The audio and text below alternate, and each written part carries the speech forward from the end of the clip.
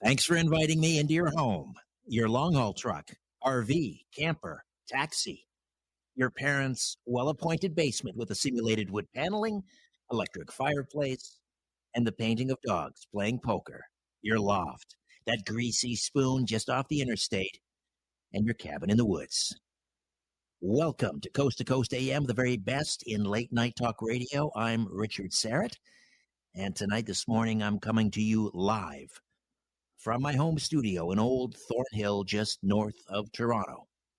This is my first opportunity to wish you all a very happy, healthy, peaceful, and prosperous 2023. Just a quick update on our backyard rink. We had 2 days of great skating and hockey last month, Christmas Day and Boxing Day. And then, over the course of the next week, our 60 by 35-foot hockey rink was suddenly transformed into a swimming pool. But the negative temperatures are back, and my twin boys are hopeful they'll be back on their skates on the ice playing hockey towards the end of next week. Fingers crossed. And since I'm talking about hockey, I'm going to offer up a hockey analogy here while describing American novelist, nonfiction writer, TV show creator, comic book author Brad Meltzer. Brad returns to Coast for what will be, at least by my count, our fifth conversation. And with every appearance, Brad always manages to, here comes the hockey analogy, Brad always manages to put the puck in the net, offering up fascinating glimpses into little-known or even forgotten chapters in history. Previously, Brad and I have discovered the secret plot to kill George Washington, the secret plot to kill Lincoln, not the one that ultimately succeeded, but the first one, which failed. And he's back with a brand new book, a new work of nonfiction, this one about another plot, which could have, had it succeeded, altered not only the course of World War II, but the fate of the entire free world. A Nazi conspiracy to assassinate three powerful leaders of the Allied countries facing off against Hitler's Third Reich during World War II, namely Soviet leader Joseph Stalin, British Prime Minister Winston Churchill, and U.S. President Franklin Roosevelt. Those three leaders had gathered for a strategy conference in Tehran, Iran, in late 1943. The Nazi conspiracy known as Operation Long Jump, a plot to simultaneously assassinate Roosevelt, Churchill, and Stalin, with Brad Meltzer coming up in hour one. It's been about 6 or 7 years since independent paranormal researcher and podcast host Steph Young was on Coast. Unlike Brad Meltzer, whom I've had the pleasure to speak with many, many times, I've not met Steph Young, but I am very much looking forward to speaking with her in the second half of Coast. I'm working my way through her brand new book, Proof of the Afterlife, The Dead Don't Die. And I have to tell you, it's riveting. These cases of manifestation mediums, ectoplasm, two-way communication with the dead, mediums being guided to perform surgery by dead doctors and healing patients with terminal illnesses, these are all seemingly fantastical. Many may find them hard or even impossible to believe, but keep in mind that Steph approached this subject matter as a skeptic. She even writes about and exposes a number of frauds, charlatans, and scammers in this arena, but her own experiences, which she documents, are very compelling and not so easily dismissed. And the book is the result of Steph's 2 years of intensive study of physical mediumship, both past and present, of the dead physically returning, of spirit doctors curing incurable patients, of interviewing numerous mediums, and of joining a development circle in order to become a medium herself. Coming up in hours 2, 3, and 4, allegedly true tales of the dead physically returning. Welcome to the Audio Imaginarium. Come on in, weary traveler, hang your cloak on a peg, grab a stool, and come warm yourself by the fire. There are stories to be told, and you are among friends. I'm Richard Serrett, and this is Coast to Coast AM. Why don't you stay a while? Brad Meltzer is the #1 New York Times best-selling author of The Lightning Rod, The Escape Artist, and 11 other best-selling thrillers. In addition to his fiction, Brad is one of the only authors to ever have books on the bestseller list for nonfiction. The First Conspiracy, Advice, Hero for My Son and Heroes for My Daughter, children's books, I Am Amelia Earhart and I Am Abraham Lincoln, and even comic books, Justice League of America, for which he won the prestigious Eisner Award. He's also the host of Brad Meltzer's Lost History and Brad Meltzer's Decoded on the History Channel, and is responsible for helping find the missing 9/11 flag that the firefighters raised at Ground Zero, making national news of the 15th anniversary of 9/11. Brad unveiled the flag at the 9/11 Museum in New York, where it is now on display. The Hollywood Reporter recently put Brad on their list of Hollywood's 25 most powerful authors. He also writes nonfiction books like The First Conspiracy, The Plot to Kill Washington, The Lincoln Conspiracy, The Secret Plot to Kill America's 16th President and Why It Failed, and his latest, and the subject of tonight's conversation, The Nazi Conspiracy. It's about a secret plot to kill FDR, Stalin, and Winston Churchill at the height of World War II. Brad Meltzer, welcome back to Coast. How are you? So good to hear your voice, Richard. Thank you so much.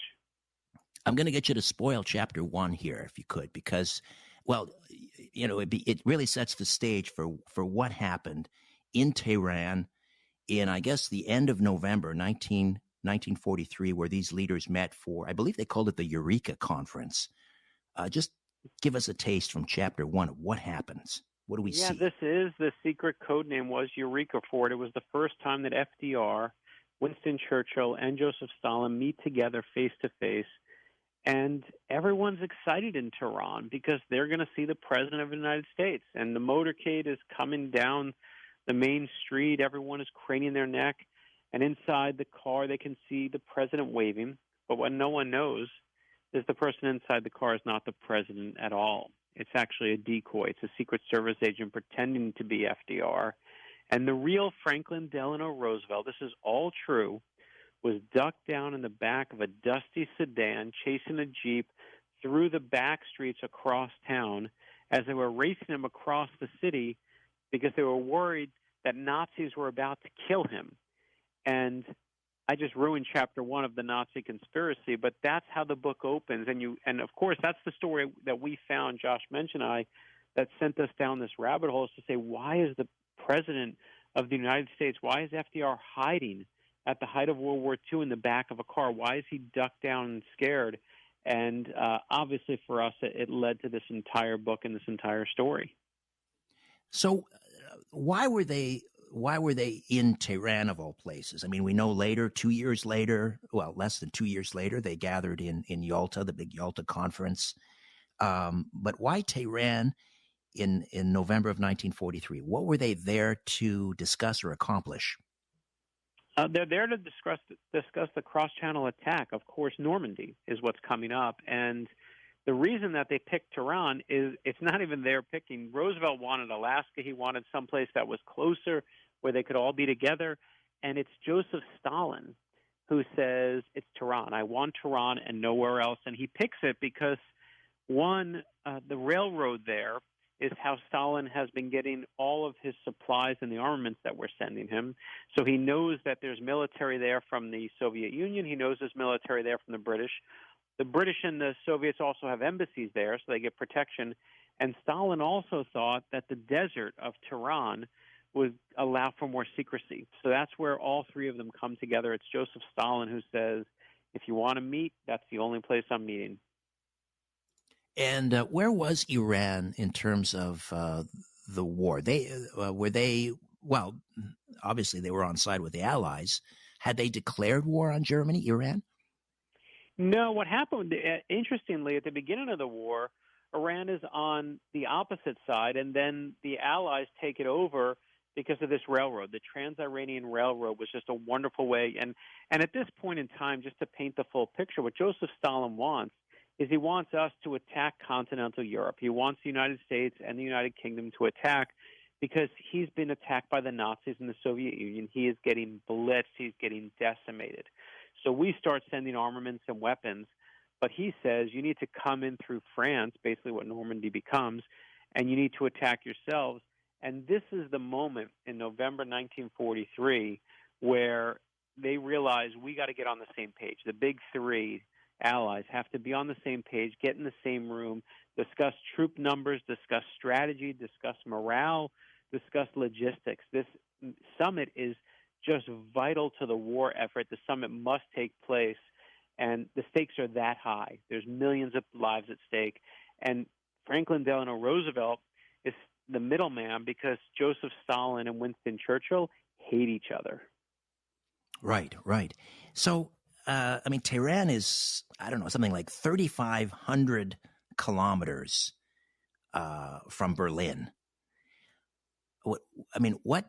It sounds like a crazy idea, like 3,500 kilometers away. Did the Germans have people on the ground? Did they have spies in Tehran? And now let's get to the best part, right? What Joseph Stalin doesn't know when he picks Tehran is that, of course, the Nazis have someone, an inside man. And it's a guy whose name is Franz, and they actually call it Operation Franz after him, which is just an amazing. Franz Mayer is his name. You can look him up. And Franz Mayer is a guy who they starts the war and they say, listen, go into Tehran, see what's going on. When it switches sides and becomes under the Allied powers, the truth is the Nazis think that Franz Mayer is dead. They think he just got captured or something. And Franz Mayer has actually spends 2 years putting together a group of Nazis, putting together people on the ground, a small underground network, and he finally gets a message to Berlin that basically says, listen, I got a whole network here. Here's a landing space where you can send supplies, you can send me money. Here's the secret radio codes you can get in touch with me. And when Germany gets this message from him, they get the greatest thing that anyone gets in any fight, which is an opportunity. They see an opportunity. And especially when the big three decide, hey, we're going to meet in Tehran, Franz Mayer and the group of paratroopers that then get sent into Tehran become a crucial part of this plot to potentially kill FDR and Churchill and Stalin. So, I mean, the plan was they all had to be taken out. I guess just to throw the Allied forces into complete disarray, right? I mean, that would have caused absolute pandemonium if the three main leaders of the Allies are gone in one fell swoop. Of course, it would have been disastrous at the time. And the story, you know, the people and the Nazis that are involved here, there's a guy there named Otto Skorzeny, and he's a Nazi special forces guy. And it's one of my favorite scenes in the Nazi conspiracy, Richard. Adolf Hitler brings to his secret headquarters, the Wolf Slayer, he brings all of his best special forces guys, and he wants to find the best one. He lines them all up in a room, and he says to them, he poses this question: what do you think of Italy? And everyone starts, of course, saying, well, Italy is on the Axis powers, and they're on our side, and so we support them. But this guy, Otto Skorzeny, this Nazi there, he takes a gamble, and he shouts out over everyone else's voices. He says, I am from Austria, my Fuhrer. And what he knows is that Adolf Hitler is also from Austria. And any true Austrian absolutely hates Italy because during World War I, Italy took a key piece of Austria and never returned it. And Adolf Hitler, this gamble pays off, looks over at Otto Skorzeny and is like, you're my guy. And he sends Otto Skorzeny on a secret mission. I don't want to ruin this part of the Nazi conspiracy, but the secret mission is so crazy. It's the craziest Nazi mission you're ever going to see. In fact, when we wrote the book, I said to the editor, we need to put a picture in the book of Otto Skorzeny's mission, because when people get to this chapter in the book, they're not going to believe it really happened unless they see photographic proof. And that's exactly what we did. When you get to that chapter in the Nazi conspiracy, you will see Otto Skorzeny and who he's with, and you won't believe it. It's one of the most amazing moments in the book. It almost seems like I don't know, a Hail Mary pass by the Germans at this point, because if memory serves, the Russians or the Soviets had sort of broken the stalemate in Stalingrad. So the Germans were kind of losing on the Eastern Front. I think the Americans had started air raids on places like Hamburg, and they were just bombing the heck out of Germany at this point. And so I think it was pretty much agreed that Germany was probably going to lose the war. So was this just kind of a total act of desperation by Hitler and the Germans? Like I said, like a Hail Mary pass?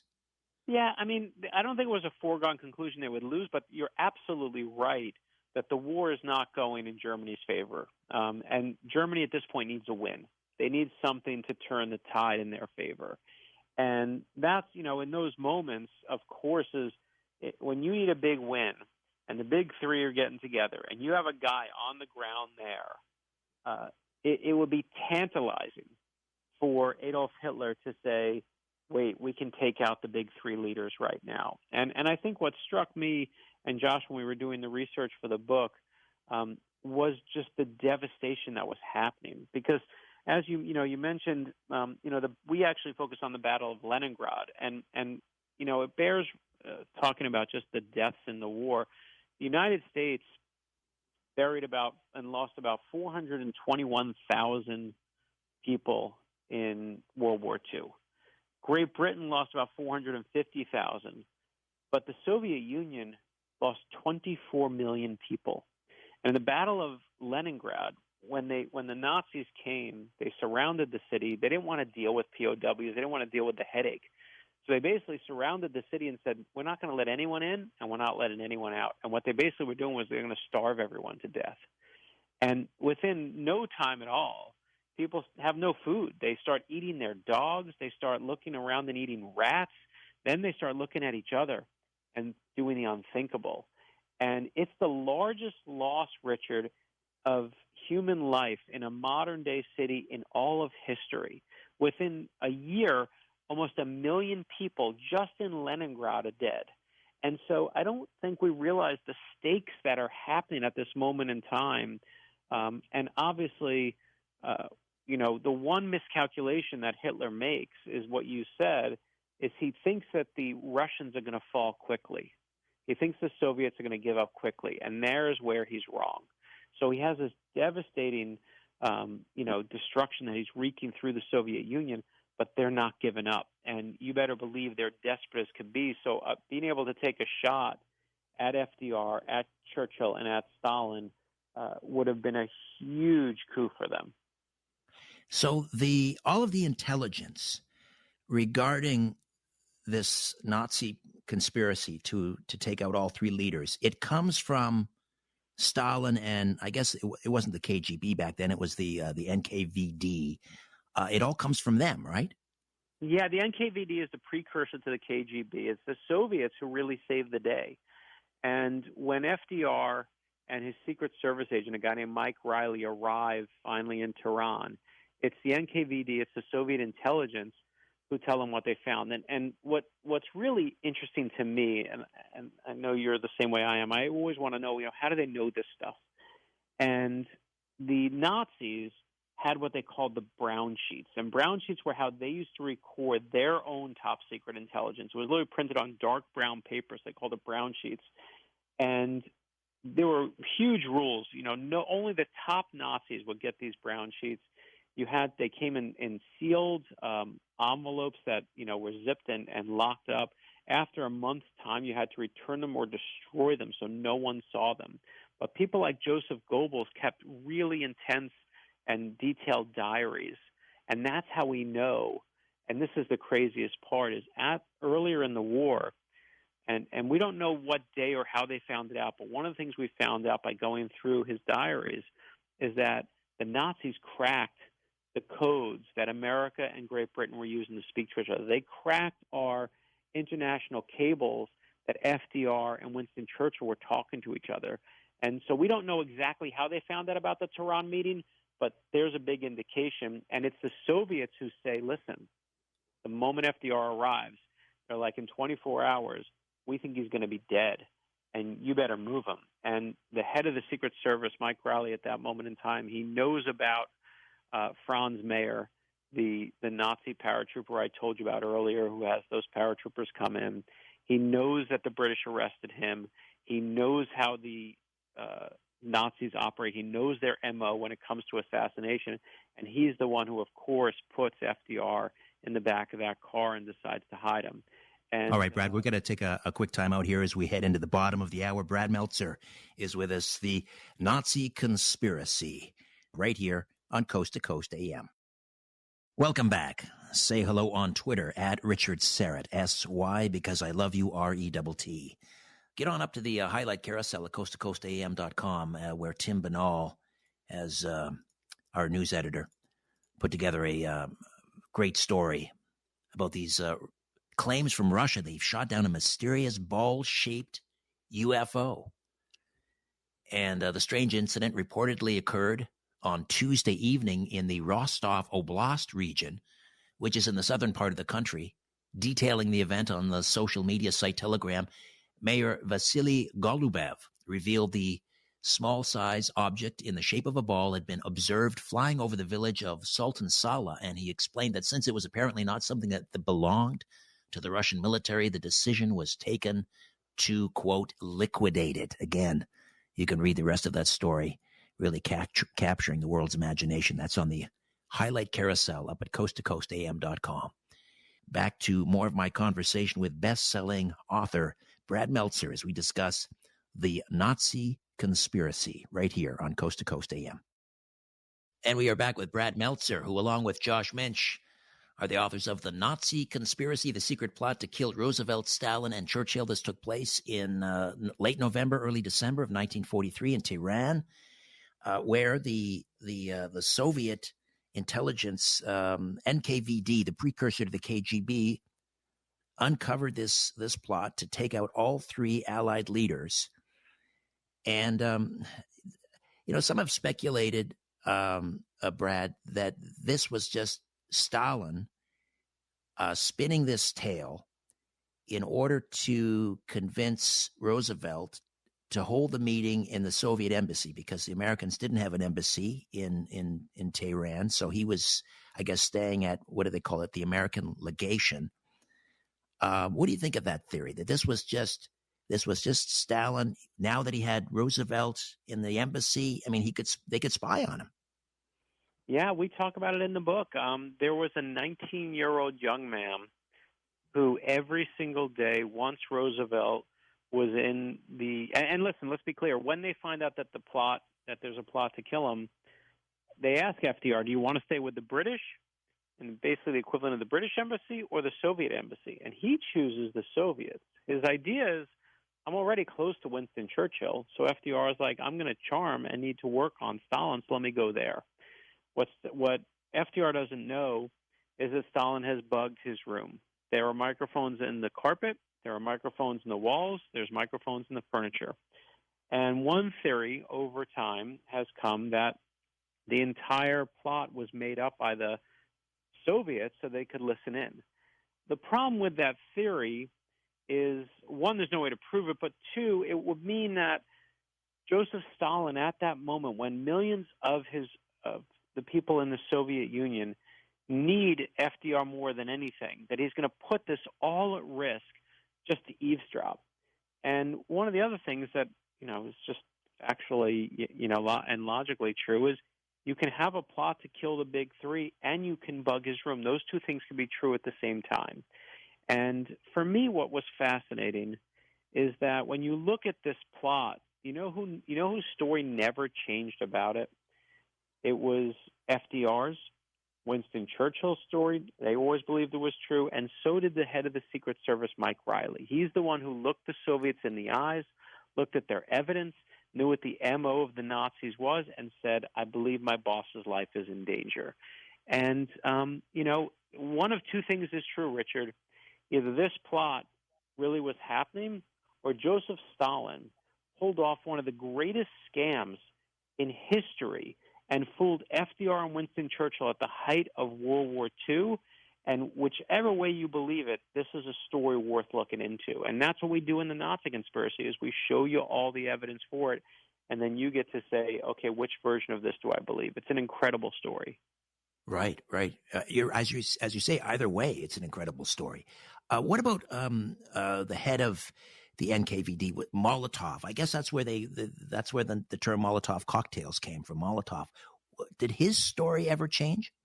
So what was interesting is the NKVD had a guy who was part of what they call the light cavalry. It was a guy named Vartanian, and he was a 19-year-old kid who rode his bicycle, of all things, through Tehran.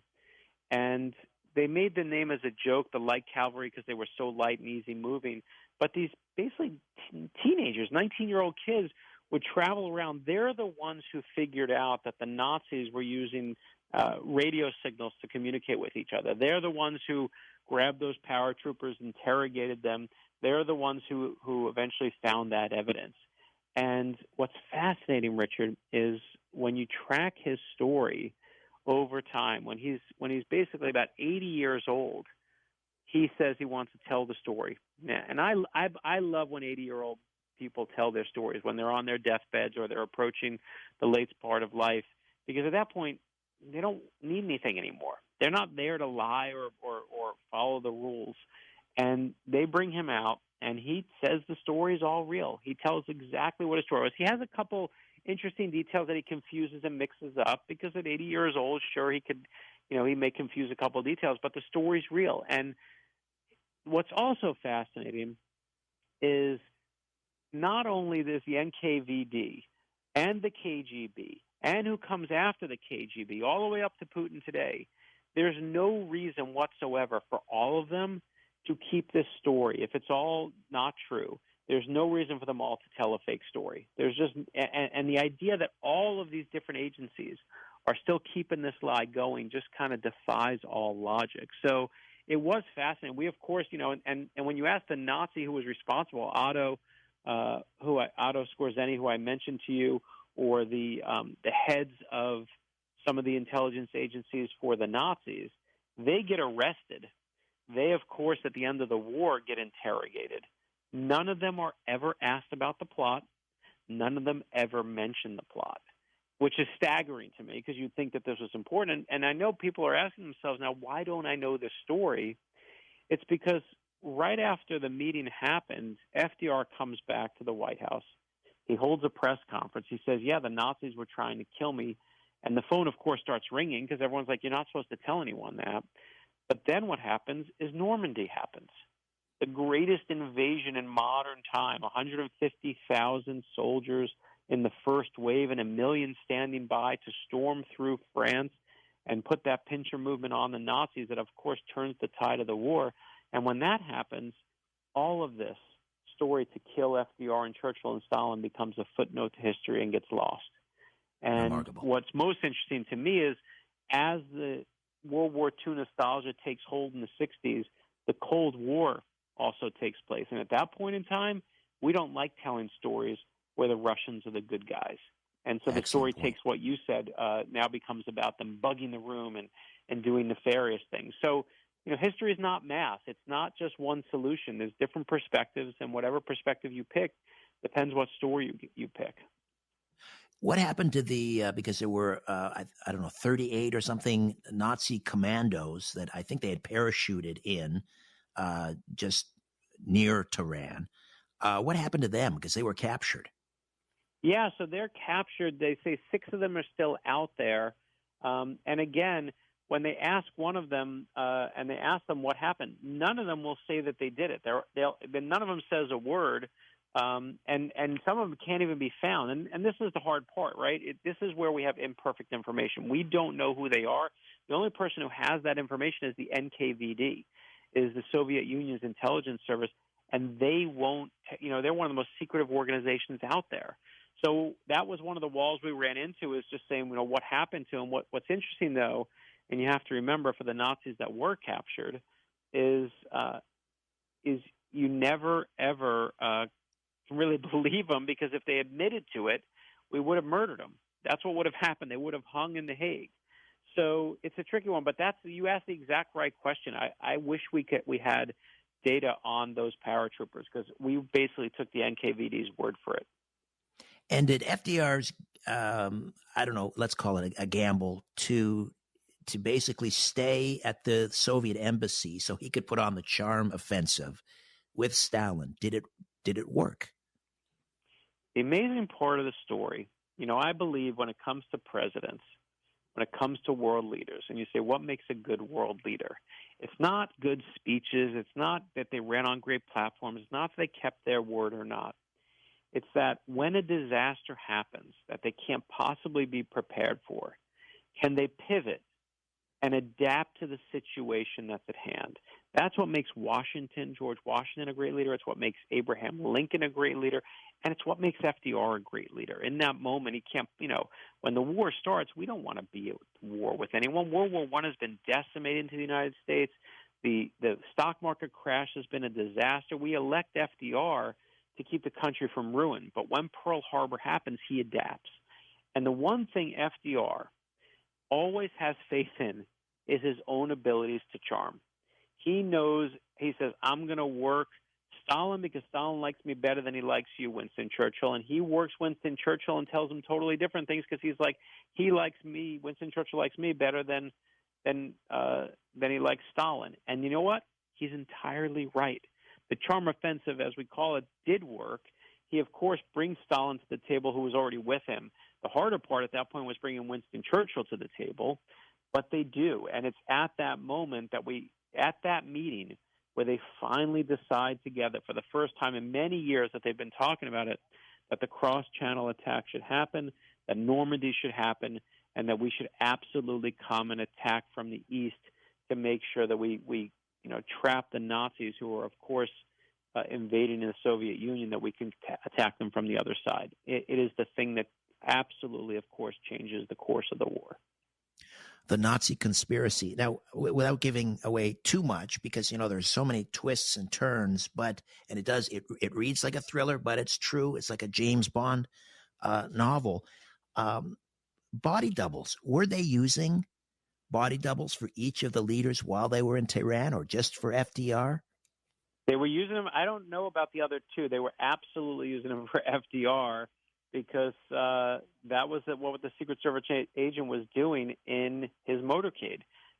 FDR wasn't in it. FDR was hiding somewhere else. And it's an incredible. I mean, that's the thing. At the end of the day, for anyone who says, "Hey, what happened?" You got to ask the question: why is FDR hiding and ducked down in the back of a sedan while a Secret Service agent is riding down the middle of the city, waving and pretending to be FDR? That's a question that must be answered, right? That is the threshold question that when this all started, that we just couldn't shake. Is when the president is hiding, you got to ask yourself, what evidence did the Secret Service have? What did they know? Who did they trust? And why would they hide? And Mike Riley, who's the White House head of the Secret Service, is an incredible character in this book. You'll see him. He's the real life deal. He's promoted the day after Pearl Harbor. He's the guy who invented testing the president's food and giving it to the FDA to make sure there was no poison in it. He's the guy who says we should check his packages and mail to make sure there's no bombs in it. And he's the guy who says, hey, we should probably fortify the plane so he can't get shot out of the sky, which, of course, eventually heads to Air Force One. And Mike Riley, who's so amazing, so innovative, he would actually hold FDR and cradle him in his arms, because when FDR couldn't walk, this is the man who looked at the NKVD, who looked at the Soviet intelligence agencies, looked their agents in the eyes, looked at their evidence and said, I think FDR's life is in danger. That must have been very difficult because, yes, they were allies with the Soviets, but they would later, of course, become bitter enemies throughout the Cold War. But sometimes, the enemy of your enemy is your friend. So on the one hand, you have this plot from the Nazis, but then you're being asked to trust the Soviets. And of course, Stalin was in his own way, he was a madman and a butcher himself. I mean, what an impossible situation. You're almost at the mercy of the Soviets in this land of Iran. Oh, it's an impossible situation, right? There's just no winning. Of course, as you said, Stalin's an authoritarian himself. And let's not forget, Stalin and the Soviet Union were on the other side when the war began. They were with the Nazis. The only reason they become part of the Allies is because Adolf Hitler invades the Soviet Union, and one of his other miscalculations is he believes, probably correctly, that if he can take the Soviet Union, he can win the war. And that's one of his great mistakes. But, I don't think, we always tell the story today about World War II. It's like we punched the Nazis in the jaw and we saved the day for democracy. But I think we tell that story because it makes us feel good, and it's so black and white, and it's so clear that America does the right thing. But I don't think we realized, as we were digging into it, how much the parallels are where we are today. I mean, we found, when Charlottesville happened and when Kanye West started spouting his hate, we wring our hands and we say, yeah, I can't believe there are Nazis in the United States.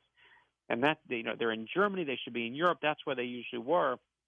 We found a Nazi rally in World War II that took place in Madison Square Garden in the heart of New York City. 20,000 Nazis came and cheered.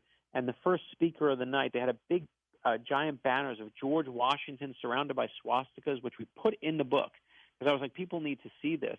And the first speaker of the night said, if George Washington was alive today, he would be friends with Adolf Hitler. And you had Henry Ford and Charles Lindbergh using their celebrity to spew their own hatred toward Jews. And, we have to remember that these stories aren't new today.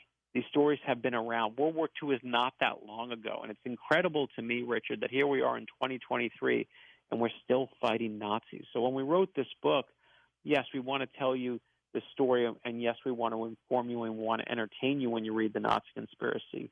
But we also want to warn you, because we need to warn you how quickly, if you stand by and you keep silent when you see injustice like this, you're going to live and repeat history again. And there's also that what if component. Had that plot been successful, or even just partially successful, or had Churchill and Roosevelt and Stalin not gotten together and been able to strategize about the Normandy landing, the entire outcome of the war would have been in question. The fate of the free world changed, perhaps forever. Oh, you can't help but ask yourself that what if question. And when you see all the evidence we lay out in the book, you'll see, and this struck me probably more than anything else, us winning the war was not a foregone conclusion. Even the relationship and the ties between the United States and the Soviets and the United Kingdom was precarious. FDR is saying one thing to Churchill, then saying the opposite thing to Stalin. At one point, he literally says, let's meet without Winston Churchill, and lies to Churchill and says, oh, I never said that. And you see just how precarious this relationship is. Yes, of course, it works out in the end, but not in 1942 and not in 1943. It takes a long time until we can get there and get them united. And this is the moment, and why it was so interesting to me, is you get to see this moment in the middle of the war, at the height of it all, where it easily could have tipped the other way. And as you said, not just the war changes, but all of our history changes. And when you see what Adolf Hitler is doing, when you see these scenes, to me, the most gripping scenes in the whole book are the ones where we see inside the Wolf Slayer, and you see Adolf Hitler and his secret missions. They're incredible. All right, Brad, I hope people will grab a copy of The Nazi Conspiracy. Great to talk to you again. Thank you so much. Thank you, my friend.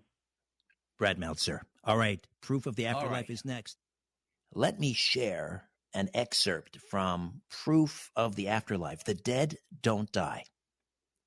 My little son spoke to me, and afterwards materialized within 5 inches of my face. My little boy asked for his mummy and spoke about a bottle. Don't you remember? You put it in my hand when I was in my coffin. There's a lot more where that came from. My conversation with paranormal researcher Steph Young is next on Coast to Coast AM. Steph Young is an independent researcher addicted to researching all paranormal, supernatural, esoteric, and enigmatic mysteries. With a BA in business, she taught English at language colleges, Each book, she writes, seems to lead her to further question and search for answers as the mysteries inevitably deepen and develop into even more complex riddles in the spectrum of the unknown. Previously, Steph authored Predators in the Woods, Mysterious Things in the Woods, Something in the Woods is Taking People, Taken in the Woods. Are you noticing a pattern here, folks? There's something in the woods, and it's not pleasant. Panic in the Woods, Stalked in the Woods, and, now Steph Young is out of the woods, thank God. Her latest is Proof of the Afterlife. The Dead Don't Die, True Tales of the Afterlife. Steph Young, welcome back to Coast. How are you? Hi, thanks for having me. I'm great, thank you. So let me begin by just cribbing here a little bit from the introduction, because you write, I've heard and seen dead people, been operated on by a spirit doctor, and I've been poked, prodded, and tickled by spirit children. Yeah. And then you go on to say, of course, unless it's personally seen, felt, and experienced, this is all understandably very hard to believe. And I'm as skeptical as the next person, perhaps even more so. So some of the stories and the cases we're going to discuss tonight will seem almost, perhaps impossible for some people to believe, certainly fantastical. What do you say to skeptics, or what did you say to yourself as you delved into this arena? Yeah, constantly questioning myself. It is impossible to believe. And that's the reason, actually, that I joined a development circle to try and get some personal experiences myself. And you're constantly questioning yourself. And when something happens, afterwards you're saying, no, that was impossible. No, it was just a trick. And when I was researching the book, it took me so long to do it because I was constantly rejecting cases that I thought, well, there's a possibility that could have been a bit fraudulent because, of course, particularly in the historical times, there was a lot of trickery. So, and also, unless you've actually experienced it, when you say it to people, it just sounds ludicrous. I mean, when I went to have what's called a spirit operation, I didn't tell anyone where I was going. How can you explain that? You just sound stupid. But some of the experiences I've had, I simply cannot dismiss now. I mean, I was talking to a medium just last night that I've got to know, and he has had some remarkable cases of spiritual healing that he's done. And he said to me, I still constantly question it, constantly, and reject it and think this can't be happening. So you mentioned, and we'll get back around to the spirit doctor that operated on you, which is chapter 1 of the book. But before we get to that, let me just maybe get you to define some terms. What exactly is a development circle? Okay, so a development circle it's like a class. So every Tuesday night, I go to a husband and wife who are they've been mediums for many, many years, and we sit in a private group in a circle, and we meditate and we try and get spirit contact, or we work in pairs and we're given tasks to try and get messages from the dead. And that's what a development circle is. So you're developing the ability to become a medium. I never in my wildest dreams thought that I would be able to do it, but it's amazing what can happen. It's not easy. It's very, very difficult. And you get spirit messages, but the thing is, sometimes you just see somebody standing in front of you, or you see the most bizarre images, which I'll get into all of this for you, and you think, that's just my imagination. But then the messages turn out to be accurate. So that's what a development circle is, where you're practicing trying to become a medium and get communication with the dead. Right. Now, the spiritualist church in England has a very long history. There was a time, I don't know what the height of it was, perhaps the late 19th century, early 20th century. What is the state of the spiritualist church in England now? Well, funnily enough, I go and sit in an open circle, which means anybody can go there, and it's at the Spiritual Association of Great Britain, and that was where Winston Churchill and Sir Arthur Conan Doyle used to be members. So it's wonderful to go there. The thing is that years and years ago, particularly during, after the Great War and then Second World War came along, we didn't have the TV, we didn't have the internet, gaming, mobile phones. So that was the height of the spiritualist movement, because people would sit at home and rather than get a pack of cards out to play a game, they would try table tipping, or they would get a Ouija board out, or they would get word of mouth and hear that their neighbours had been to a spiritualist church, so they'd go along, and it was really flourishing at the time. Well, where I live now, I live on the outskirts of London, there are many spiritualist churches, and I could go to one every evening, and I have done, but people don't go to them anymore as much as they did in the old days, and that's why we don't really have as many accounts of it all happening, you know, and finding a development circle. They're often private, they're closed, you know, and you can't always be allowed in. So the movement is still happening, but it's nowhere near as flourishing as it was. I mean, for example, there was a man called Harry Edwards who was a very reluctant medium, as in fact all of the ones in my books are. None of them wanted to be mediums, but they just found out that they were.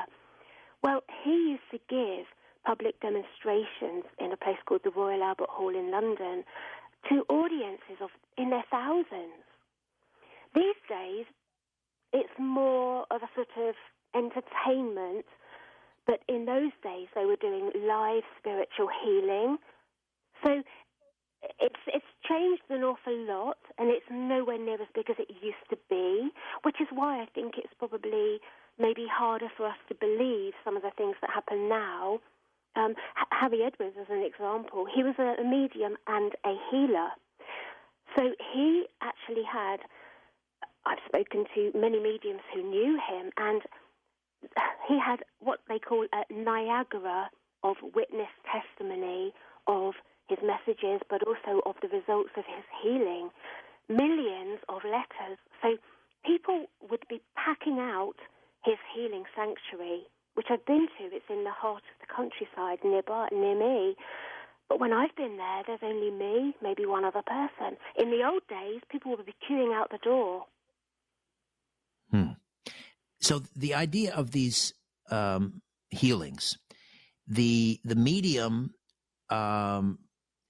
is not possessed, but a spirit doctor. In other words, a doctor that has crossed over, I guess, enters into the body of the medium and guides the medium to perform kind of it's not an actual surgery. He's not actually taking a scalpel and opening up, the body. It's taking place in his or her mind. It is. And again, I know it sounds impossible to believe. I would not have believed it. The spirit will come into your body, and if I could explain it, how I've actually experienced it myself now, not with a spirit doctor, but with a spirit.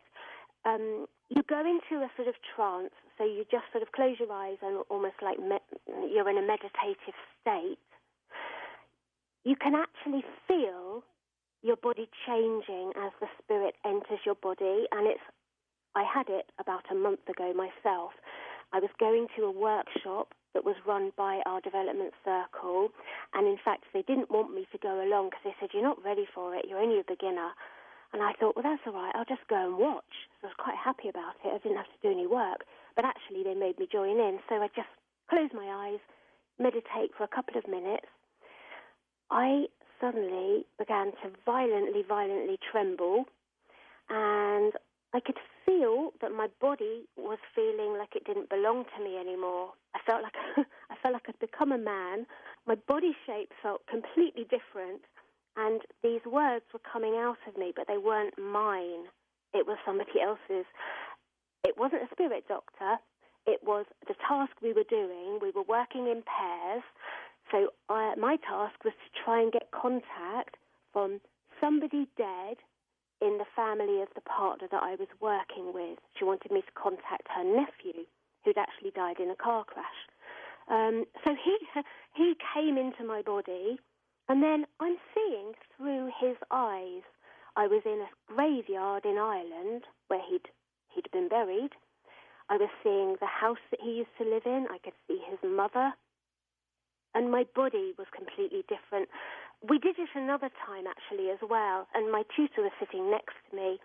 And she said afterwards, your face changed. Your cheekbones looked a little bit different. And the texture of my face changed as well. I could feel the texture of my skin. Now, this all sounds absolutely insane. Oh, at the same time as that was happening, I got a bit distracted, actually, because the man in our development group sitting next to me had actually gone into a trance and a spirit had taken over his body. And I looked at his face. His face had completely changed, and he was crying. And this man is such an ordinary, humble, normal, working-class chap. He wasn't making it up. And I tell you why I know he wasn't making it up, because our tutors, because they're very experienced, they can see what we're seeing. So if a spirit comes and communicates with us, they can see that spirit. And even though we're not talking out loud, we might be asking the spirit questions. After we've finished the exercise, my tutor one day said to me, "Why did you ask that particular question to the spirit?" So they can see what we're doing, and they know whether you couldn't fake it, because they would know. Right. This transformation that takes place, Steph, the physicality that changes. Has anyone ever documented that with a photography or a video camera so that we could actually see, I don't know, maybe the shape of the brow or the chin changing on camera? Yeah, there's a few cases in the book, actually. One example is a medium called Mrs. Elizabeth Bullock. She died in 1965. She came from Manchester, England. She was just a regular, ordinary housewife, but two of her children died in infancy from infectious diseases. And a friend of hers said to her, "Well, why don't you come along with me to a spiritualist church? Maybe you'll get some comfort." So she went along, and the medium, standing on the platform giving the messages, turned to her and she said, "Oh, I've got Chubby here with me." Well, Chubby was a nickname of the little boy that died. And so Mrs. Bullock thought, well, maybe there's something in this, you know. Well, she went home, and then over the next few nights, she would wake up in the middle of the night and she'd feel like her face didn't belong to her anymore. And she felt like her teeth had moved even. So she thought, I'm going to join the development circle to try and find out what's going on. So she inadvertently developed the ability for spirits to go into her body. Well, Nandor Fodor, who was quite a famous parapsychological researcher back then, and he was representing the Research Institute. And so he decided to do a study on her. And he said, while they were conducting the study, he said, I saw things I put down as completely impossible. I saw a moustache appear on her face. I saw a bear appear on her face. And he described the process as, he said, it was like I saw a shaft of shimmering light appear on her face and form into this drooping moustache. And he said the lower part of her face became this amorphous mass, and there was an ebb and flow over her face, and new features were forming in the place of where her features had been. He could see a Japanese girl, a Chinese man, a bear. He could see a soldier with a wound in his forehead. He saw the Prime Minister, William Gladstone, and the playwright, George Bernard Shaw, who wrote My Fair Lady. So they were cataloguing all of this, and he got a Mr. W.T. Belcher, who was from a colour photography lab, to come and take some photos. And Belcher described it as, he said, her face appeared to be plastic, as if it were dough being kneaded by invisible hands, and there was a rippling of the facial muscles under the skin, just like one sees under the skin of a tiger or a cat when they're about to pounce on prey. My word. And a Reverend Irwood, he was also a witness, and he said, it was as though her face was of plastic being moulded rapidly by a master worker in plastics. And he saw the features of a paralyzed girl that he had known when the girl was alive. And he said Mrs. Bullock's face and body became completely contorted and twisted out of all semblance of its normal state to depict the conditions of this paralyzed girl. And there's another case. A researcher, Alan Kardec, back in the 1800s, documented a girl who lived in Saint-Étienne in France. She would take over the features of her brother who had died, but not only the features, so her face, her body would change, her speech would change, and when he weighed her, her weight would be double of what she normally weighed. Holy smokes. Yeah.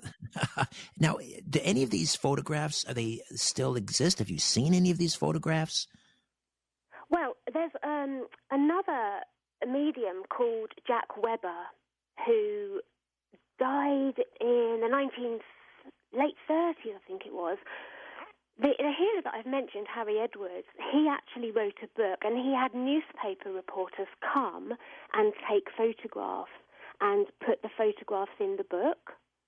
So there are some old books that do have these photographs, and they would show Jack Weber's face changing. So there are photographs that exist. Not hundreds and thousands, but yes, there are. Remarkable. Steph Young is with us, the author of Proof of the Afterlife. And we'll take a time out here, come back, and we'll talk about her initial encounter with a spirit doctor who performed surgery on her.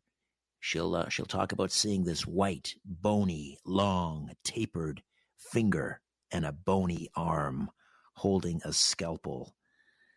We'll get to that conversation on the other side, right here on Coast to Coast AM. Welcome back. Say hello on Twitter at Richard Serrett. A quaint village on the border of a national park in England has become a UFO hotspot with multiple sightings and interest from NASA and locals even running tours so you can see aliens yourself. And then when you think of extraterrestrials, you probably think of Area 51. But you'd better be looking just off the A5021 in Derbyshire, as the tiny village of Bonsall has become a hotbed of alien activity. As the Manchester Evening News reports, there have been so many sightings that NASA scientists have reportedly expressed an interest in the area and contacted one woman about video footage she says she captured of an alien craft in her back garden. You can find out more about this story in the news section up at coasttocoastam.com. Back to more of my conversation with author, paranormal researcher Steph Young as we discuss Proof of the Afterlife right after these on Coast to Coast AM. And we are back with Steph Young, independent researcher, author, podcast host, perhaps best known for her In the Woods series of books. And her latest is Proof of the Afterlife, The Dead Don't Die, True Tales of the Afterlife. So chapter one, you're in the Surrey countryside, and you have some type of an illness. You go to see one of these, or I guess it's a couple. They're mediums, and you're hoping that a spirit doctor can cure you. Yeah. I was very, very seriously ill about a year and a half ago, and I'd actually started writing this book beforehand, and I thought, well, okay, I'll go and give it a try, because also, if it doesn't work, it's good for my research. Prior to going to see the couple in the countryside, I had been to lots of other healers, and, I'd never felt anything, never seen anything, and I thought, well, okay, I don't know if anything's really been happening. Anyway, so I found this elderly couple, and they lived in the heart of the forest, really. So I went there one day, and I'm driving, and I arrive a little bit early, and I parked on their driveway, and I'm thinking, well, nobody knows I'm here. It was in, the middle of nowhere. I'm thinking, what if they're not trustworthy people? What if I don't come back? Anyway, while I'm sitting there in the car, the front door opens, and this lady comes towards me and welcomes me in. And it's a really old house, and it's got lots of ancient books and artifacts. And they show me into the lounge, and we get talking, and I explain, I'm doing a bit of research. And funnily enough, we start talking about the amount of fake mediums or trickery that's involved or used to go on. So that put me at ease a little bit, because I thought, well, they're not completely sold on everything. So I'd hop onto the treatment bed, which is just like a massage table. There's lights on. They're just playing a bit of soft music. And they're just standing either side of me, really, and just their hands are just lightly touching me. And I think, well, I'll just close my eyes. And as I'm lying there, I'm thinking, this is ridiculous. I feel so stupid. I'm thinking about which route to take home and what should I do when I get home. I've got so much work. Anyway, after about 20 minutes, I suddenly felt this really, really sharp pain. And I obviously opened my eyes, because I'm thinking, are they literally operating? Have they got a knife or something? Their hands were nowhere near the part of my body where I could feel this sensation. And it felt like a scalpel, or it felt like fingernails, but something very, very deep inside me was grabbing and gripping and doing something. So I closed my eyes again, and I thought, this is insane. But when I'd opened my eyes the first time, I saw where the pain was. I saw what I can only describe as like looking at an X-ray. And I could see this white bone, like a long bone of an arm, and I could see a hand, the bony fingers. And I closed my eyes again. I thought, I'm just imagining this. This is insane. And I opened my eyes again, and there it was. And I'd been to lots of other healers before. I'd never seen anything or felt anything. So I'd gone there with absolutely no expectations at all. And I felt so stupid being there. But the pain inside, it wasn't excruciating. It was just a bit uncomfortable. But there's no way that I imagined that. So, and I am skeptic, because I've dismissed so many accounts, and that's why it's taken me years to write this book, because I haven't quite believed many of them.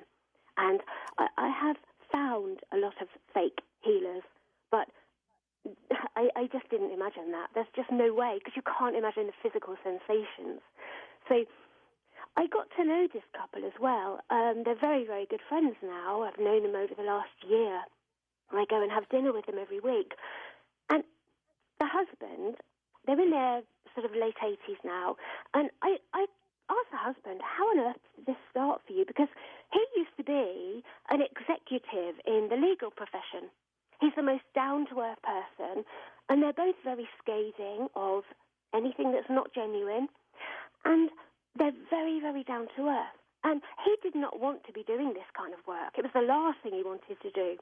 But one day, he was at work in his legal office, and he said, there was this client, a lady client, and she kept phoning me all the time, and she was always rude. And he said, one day, I just had enough, and I snapped back at her. She replied, I see you're one of us. And he thought, what on earth is she talking about? So anyway, she invited him to go to a suburban house that night to experience what she was talking about. It turned out to be a spiritual development circle. So he sat there for a couple of sessions, and then he was given a message by the medium to go to a community centre in South London, where they held a public. Local people from the community could go there to receive healings. So he met the healer, and the healer said, don't do anything, just stand and watch. So he's standing watching. After the first patients left, the healer turned to him and said, well, don't just stand there, get involved, help me. And then by the end of the day, the healer said, I've decided I'm going to retire. I'm moving to the West Country. You can take over. And Alex thinking, I don't even know how to do this. Because all he did when he was told to take over was he literally would just put his hand on somebody's back as they're sitting there thinking, I've no idea what I'm doing. Well, he took over, but he didn't. He had no idea what to do. And then one day, this man comes in, and he's limping really badly. And he sits down, And Alec thinks, well, I suppose I'll just put my hand on his back as I usually do. All of a sudden, he hears this voice in his head, and the voice is saying to him, pick up the scalpel and cut him open. And Alec's thinking, oh, well, I can't see a scalpel, and I don't know who this voice is, so he ignores it, but the voice gets more and more insistent. So cut him open, cut his leg open, pick the scalpel up. Clairvoyantly, this scalpel appears. So Alec, in the end, gets hold of it and just starts going through all the motions as if he's cutting the man's leg open to operate on him. The man, meanwhile, is sitting there none the wiser. So Alec does all of this. He's even told to stitch the man back up afterwards. The man gets up from the chair. He's not limping anymore. Well, the man comes back the following week, and he says to Alec, well, my wife was a little bit surprised when I came home. He said, I jumped over the garden wall instead of opening the gate and going in. So he was completely better. And, I mean, in fact, because I was very seriously ill, I was going to a hospital a lot of times, and it's quite a famous hospital in England, and a lot of patients from that hospital over the years used to go and visit this couple. And they've told me of some remarkable things that have happened, and yet they are so down to earth, they're so sceptical of everything, and he was a most reluctant healer, as most of them are. Were you cured of your illness as a result, do you think, of this psychic surgery? I did have some remarkable test results afterwards. Yes, I did. Yes, I did. I have to say, I went to so many healers, and I was using several at the same time. So it's very difficult. It's very difficult to say which one. But I did improve a lot afterwards. Yes, I did. And when you saw this bony arm and hand and fingers, you described it as an X-ray coming down. Was it holding a scalpel? No, I didn't see any. No, all I could see were bony fingers. And there was nothing attached to the arm either. No. So was it coming out of the medium, Alec, I believe you called him? No, it wasn't. No, he wasn't standing near it. No. No, I can't explain it, and I'm sure everybody would just think that's just your hallucination, And I am as skeptical as everybody else, and these experiences, until you've had one, I don't expect people to believe me, But I mean, I've got so many cases of healers in the book. There was there's a very good story of how a so-called spirit doctor has worked with a series of mediums.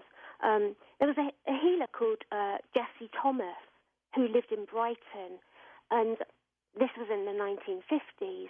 Well, when he was a child of 6 years old, he was asleep in bed one night, and his father came into his room, and he said to him, "Tell your mum I'm dead." And he appeared 3 nights in a row. So eventually Jesse went to his mum and he said, "Mum, Dad's dead." And his mum, of course, chided him because his father was away in the war and he was a ship's engineer. Well, it turned out eventually that, yes, his father was dead. He'd been killed. Well, he reluctantly went on and joined a development circle. And then he was, after he went off to fight in the war as well. When he came back, he became a mechanic. And he set up just a basic spare room above the garage to treat patients in.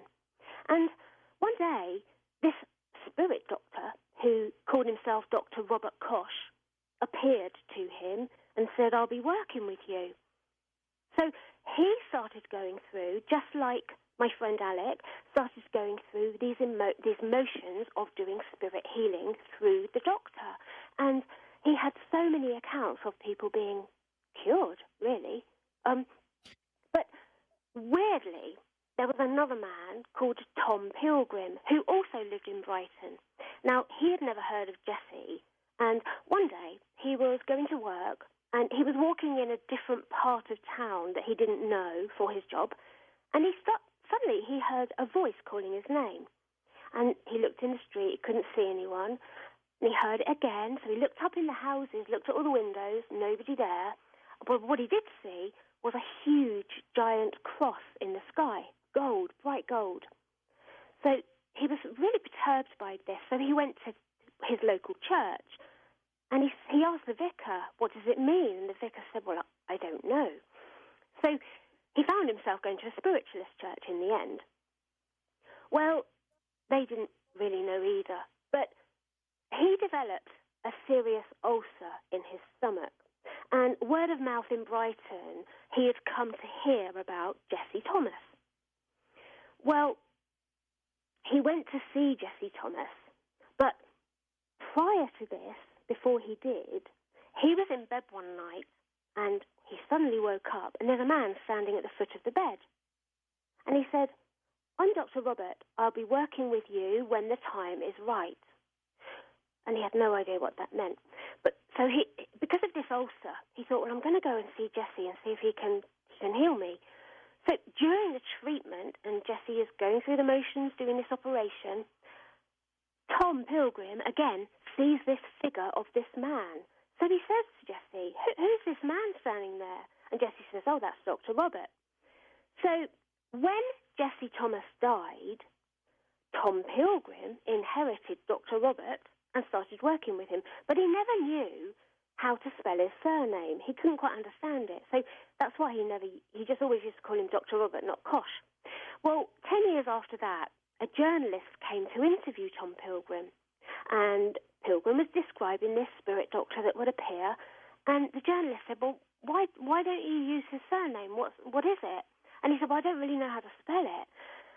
Then, suddenly, the spirit doctor appears in the room. And the spirit doctor says, ask me anything and I'll tell you. So Tom Pilgrim is having this conversation clairvoyantly, and the doctor says, I was born in Cloweswell or Cloweswheel. So again, he couldn't quite get the pronunciation. And he gave all his details. He said, I was a famous doctor. In fact, I won the Nobel Prize for Medicine for discovering the causes of cholera. 3 infectious diseases. So he got the Nobel Prize. He described where he died, everything about his life. So the journalist said, well, I think I'll go away and do some research. And she looked up in all the encyclopedias. This was before the internet. And she discovered that all of the details that he'd given matched this Dr. Kosh of Germany. Remarkable. So but then it gets even stranger because there's a man called Reverend Stephen Upton, and he came to see me in the summer. He lives in the northern part of England. And he's been a medium for a long time and a trance healer. And he used to be a tutor at the Arthur Findlay College, which is like a school like Harry Potter, where people go to learn mediumship. So one day, he's giving a demonstration of trance healing to an audience of students. And one of the people in the audience is drawing a sketch as she sits and watches him. And she ends up drawing a face of a man. At the same time, there's also one of the other students is a nurse. And she sees this figure standing behind Stephen on stage. And the person drawing the sketch had also been seeing this figure standing behind Stephen, but Stephen is none the wiser. So at the end of the demonstration, separately, the student with the picture goes up to him and says, look, I've drawn this sketch. This man was standing behind you. And separately, the nurse goes off to a medical library because she thinks, I've seen that face before. Well, eventually she finds the face of Dr. Robert Kosh, and so she goes and tells Stephen. But then Stephen... Okay, I'm just going to just jump in here for a moment, Steph, because we're going to head on into the top of the hour. We're going to take a time out, come back, and we'll get back into this amazing conversation. Steph Young is the author of Proof of the Afterlife. Back with more on Coast to Coast. Welcome back. Stay with us. NASA's James Webb Space Telescope has allowed astronomers to see far into the past of our expanding universe and recently spotted galaxies similar to our own Milky Way. The light from these galaxies is from a time when the universe was much younger, and it has taken between 8 and 11 billion years to reach us.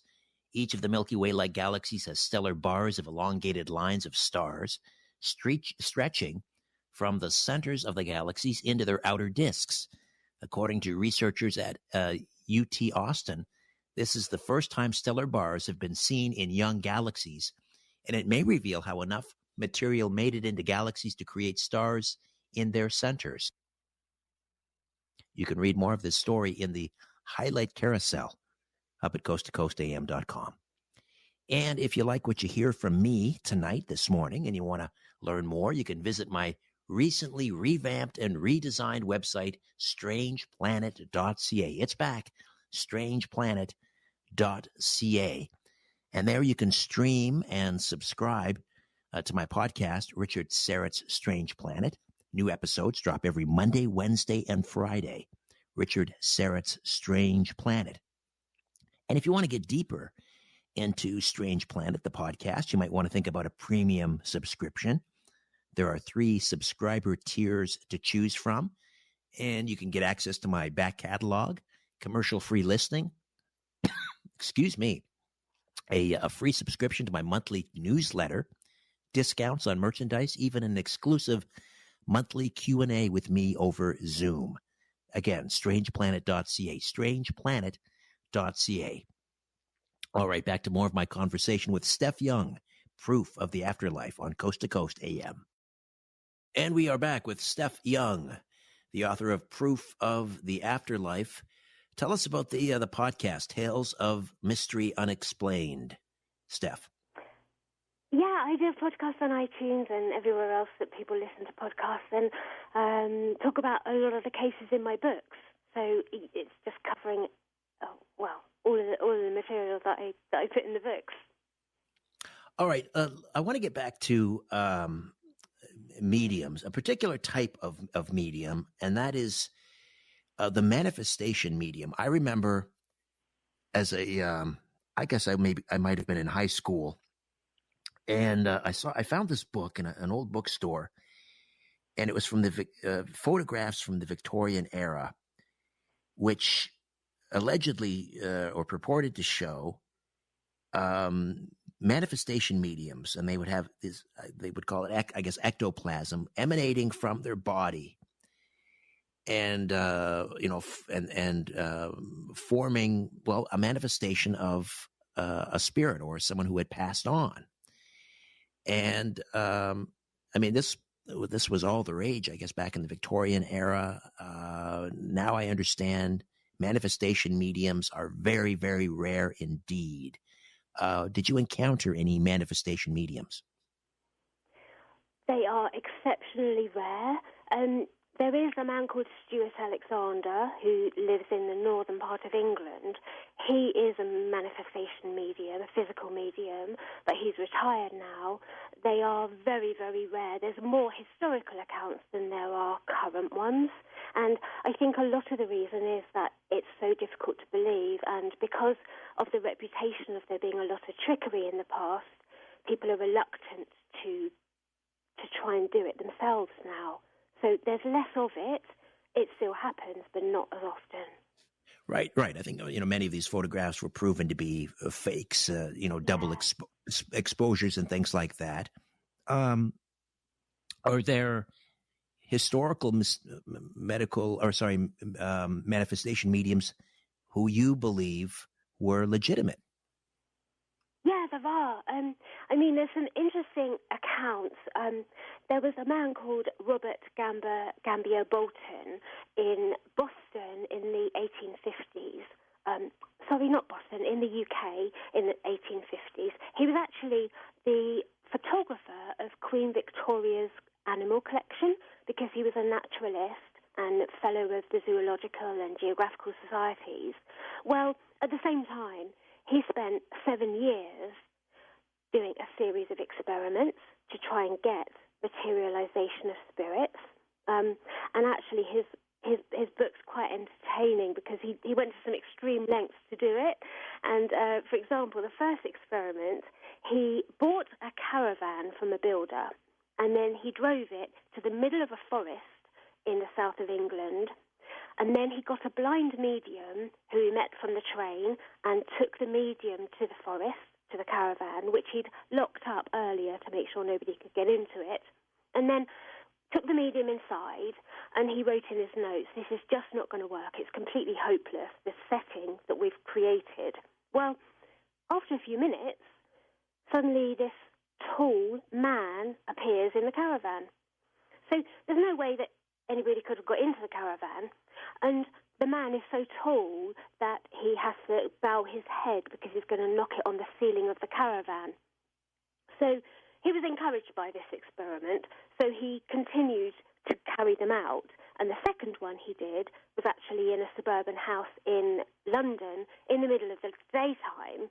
And again, he reported that figures appeared, and he said that they came kind of rising up from the floor, and they a sort of vapory mist, which would form into a dough-like substance, and from that it would pulsate and move up and down and sway, and eventually a head and then a torso and all of the entire body would appear and start talking and walking around.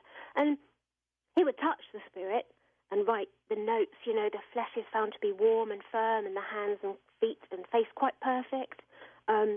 He also said at some of the seances that he saw babies appear. He said in particular 2 babies appeared that had been stillborn, and one of them had hideous deformities that it had had when it was born. And in fact, the mother of this baby happened to be present in the seance room at the time. He then did a experiment in the heart of London in a place called Whitehall, which is where all the politicians work. And 2 politicians there wanted to come to a séance he was holding, but they didn't want anyone to know because they probably would have lost their jobs.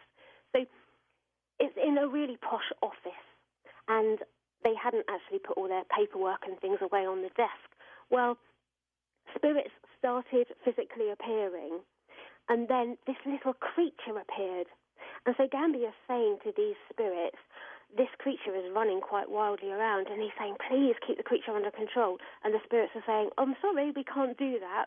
And so this little creature scurries all over the desk, throws the paperwork everywhere, and it's absolute mayhem. At the same time, the seat that the medium is sitting on, the chair suddenly gives way, and the medium falls into the arms of Gambier. So it's quite funny. And at the same séance, they had some guests from India who spoke Parsi, and suddenly these figures materialise and they start speaking in Parsi, and they're having an argument with the 2 Indian guests about how their bodies should not be buried but should be cremated. And Gambier writes in his notes, the sound of the argument, the noise of it was deafening.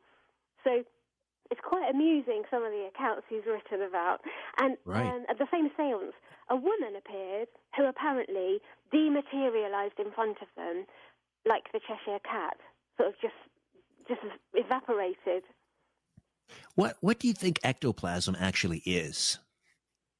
Well, from all the accounts that I've looked at of these physical mediums, the description is that it seems to be an energy form that comes out of the medium. And in fact, a lot of the old accounts, some of the experimenters were getting the spirits to stand on weighing platforms, and then they would weigh the medium and compare the weights, and the medium would have lost weight when a spirit was out walking around in the room.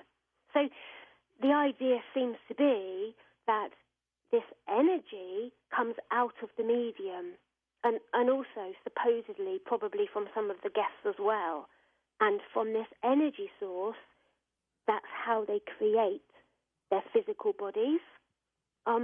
Interestingly, I went to do my master's in Reiki healing a couple of months ago, and it was in a shop in the centre of London, and we were doing it in the basement. So with Reiki, you have to be attuned by the person teaching you. So they go through all of these sort of hand signals and things. I'm sitting there thinking, this is an absolute load of rubbish. I can't believe I'm doing this. And then, so I'm so sceptical. And then we have a 5-minute break. So I go up to the street level just to go outside and get some fresh air. And I look over, my eye just looks over at the big street sign. And I think, I can't read it. I can't read the street sign because there's this swirling, vibrating, pulsing.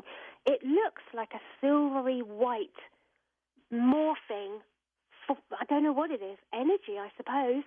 So I look at this sign and I think it must be my eyes. So I look at all the shop signs. I see the same flowing, fluxing energy again. I look at the people that are walking past me. I cannot see their eyes anymore. All I can see is this swirling mass of vibrating, pulsing energy. And I'm so freaked out by it because I'm thinking something has happened to my eyes. It's obviously a medical thing. What am I going to do if this is permanent? How am I even going to get home on the train tonight? So I go back down into the basement because I'm in shock. And I said to the tutor, has anybody ever described this? And she goes, oh, don't worry, you've just entered the matrix. It will get weirder from here. And I'm thinking, oh my goodness. Say what?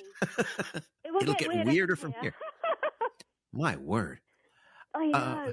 So when we talked about the medium whose face would shift and morph and ripple, maybe that's what I was seeing. I mean, you know, a skeptic could say, oh, that was just your blood pressure. Well, maybe, but I've never, ever had that experience before. And I didn't believe in Reiki, and I still don't really. I'm still skeptical, but I cannot explain it. And in fact, when I went to the Spiritual Association of Great Britain one day, a place where Winston Churchill and Conan Doyle used to go, and I sat in the development circle, and then they were giving a platform demonstration afterwards, so I went and sat in the audience.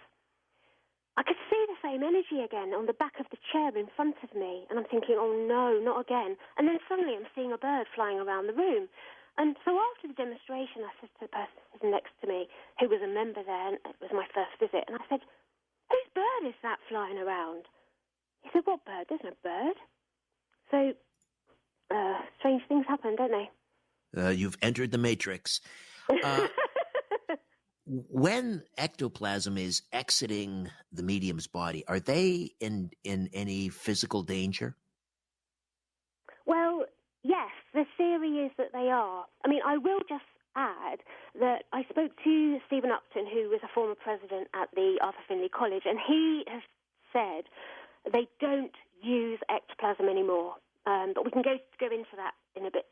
But when there was a medium called Alec Harris, who was English, but he emigrated to South Africa because his son had gone there. So he and his wife moved there.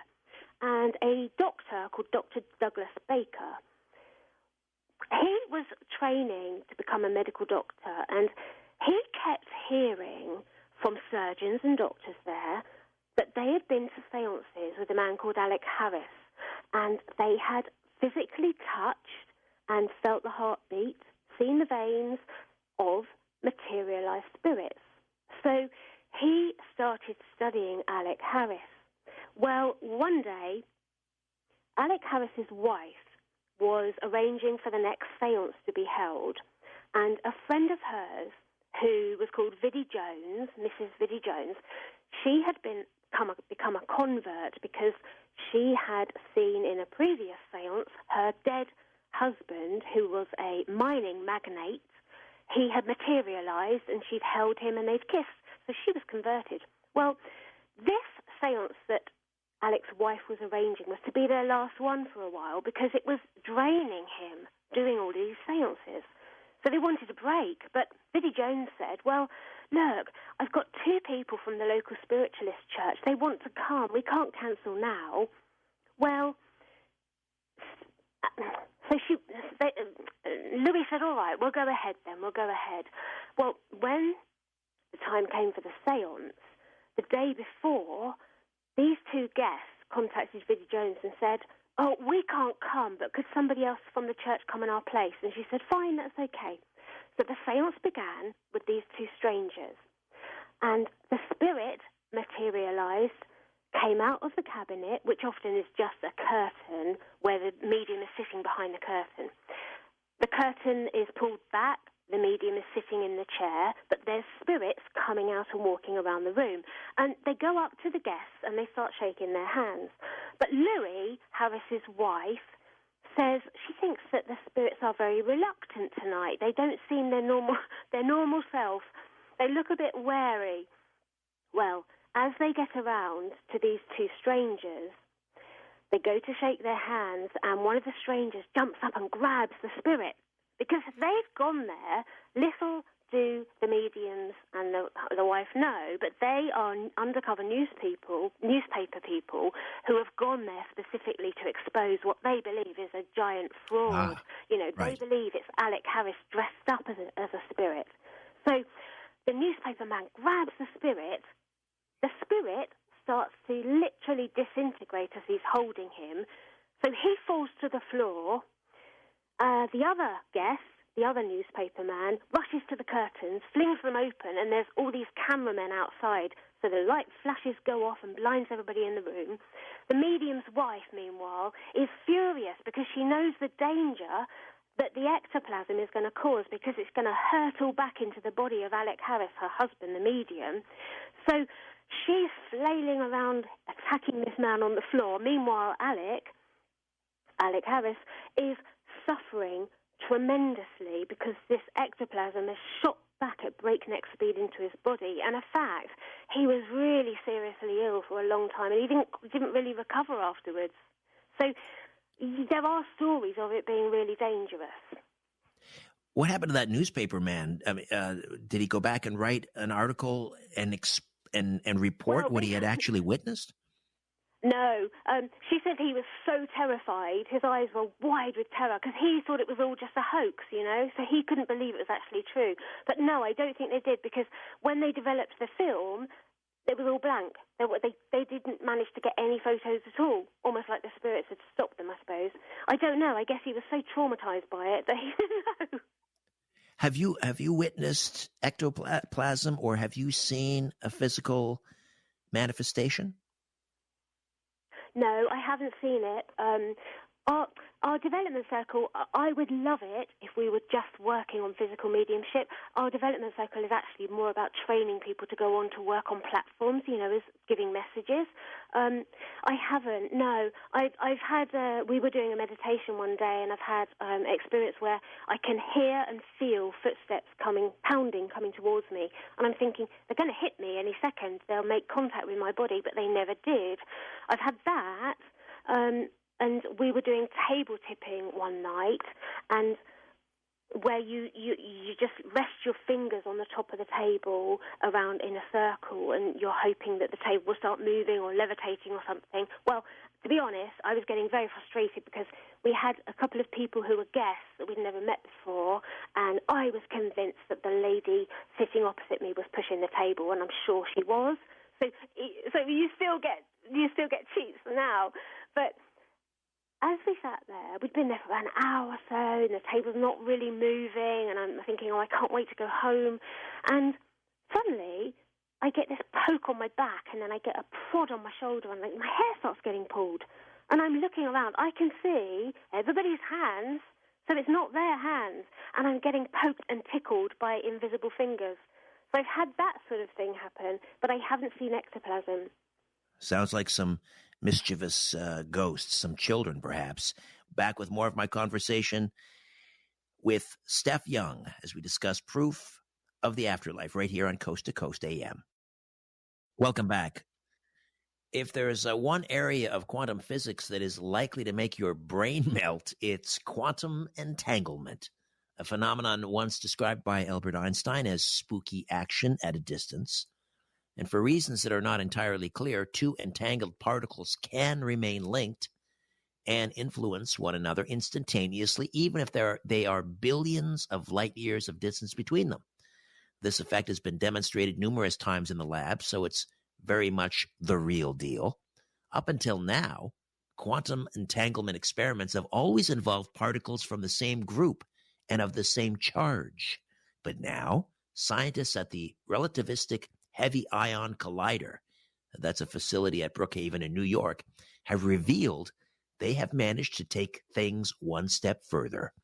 In an impressive breakthrough, they've been able to demonstrate quantum entanglement using two particles with different charges, opening the door to a whole new world of quantum experimentation.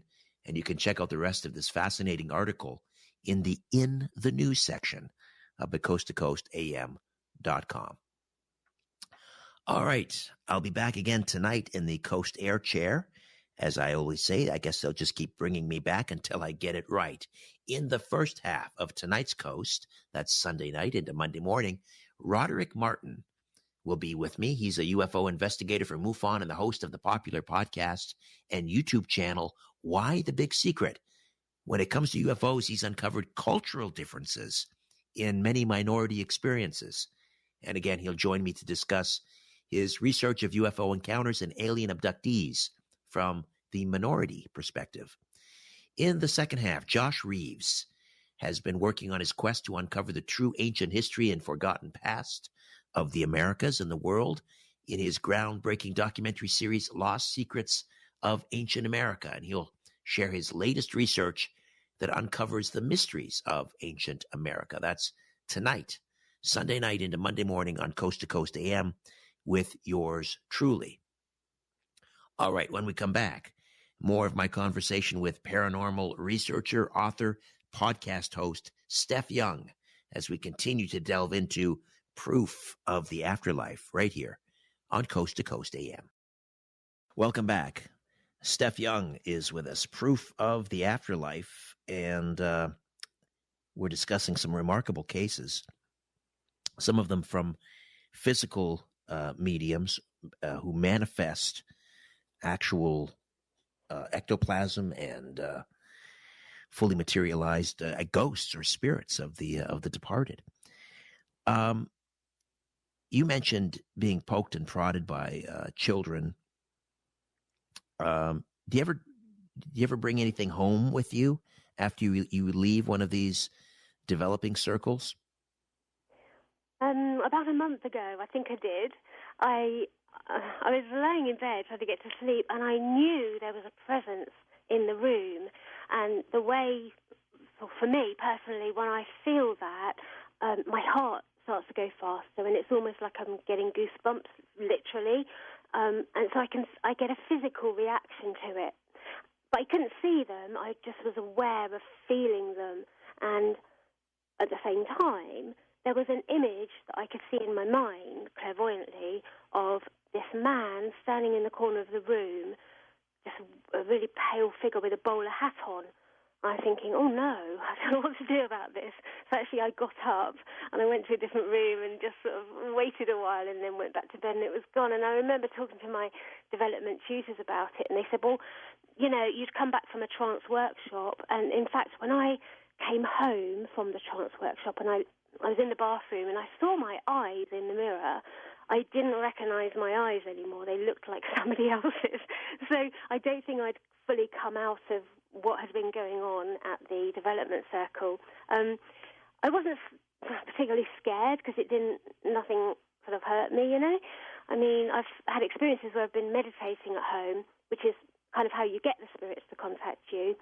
And one day I was lying there and this gigantic face appears in front of me. I don't mean literally physically, I mean you can see it. It's almost like you've got your eyes closed. Imagine opening your eyes back up and there's someone standing there in front of you. You can see them. It's that vivid, and it's so realistic and vivid that you can't sort of say you're just imagining it. Well, this giant face in front of me, and at the same time I got an instant knowing that this person was somebody related to a lady in the workshop. But bearing in mind, we deliberately don't know anything about each other in the workshops, in the circle, because we don't want to be aware of knowledge that we can give readings and then we're just saying what we already know about them and it's coming from us. So I knew this man was related to her, but it was the first time it had happened, something like that had happened to me, so I just cut the contact. But when I went to the circle the next week, I said, to this lady, I said, have you got someone in your family who looks like this? I said, I feel like it was your father. She goes, it wasn't my father, but it was my father's cousin, and they were inseparable when they were alive. They were like brothers. And in fact, we ended up working together in a pair that evening, and he came back again, and I could see him. He was showing me, he was a traveller. He was showing me the caravan he lived in, the horses he had, where he lived, showing me his mum, his children, showing me driving along the motorway, and all of it kind of matched to what she said his life had been like.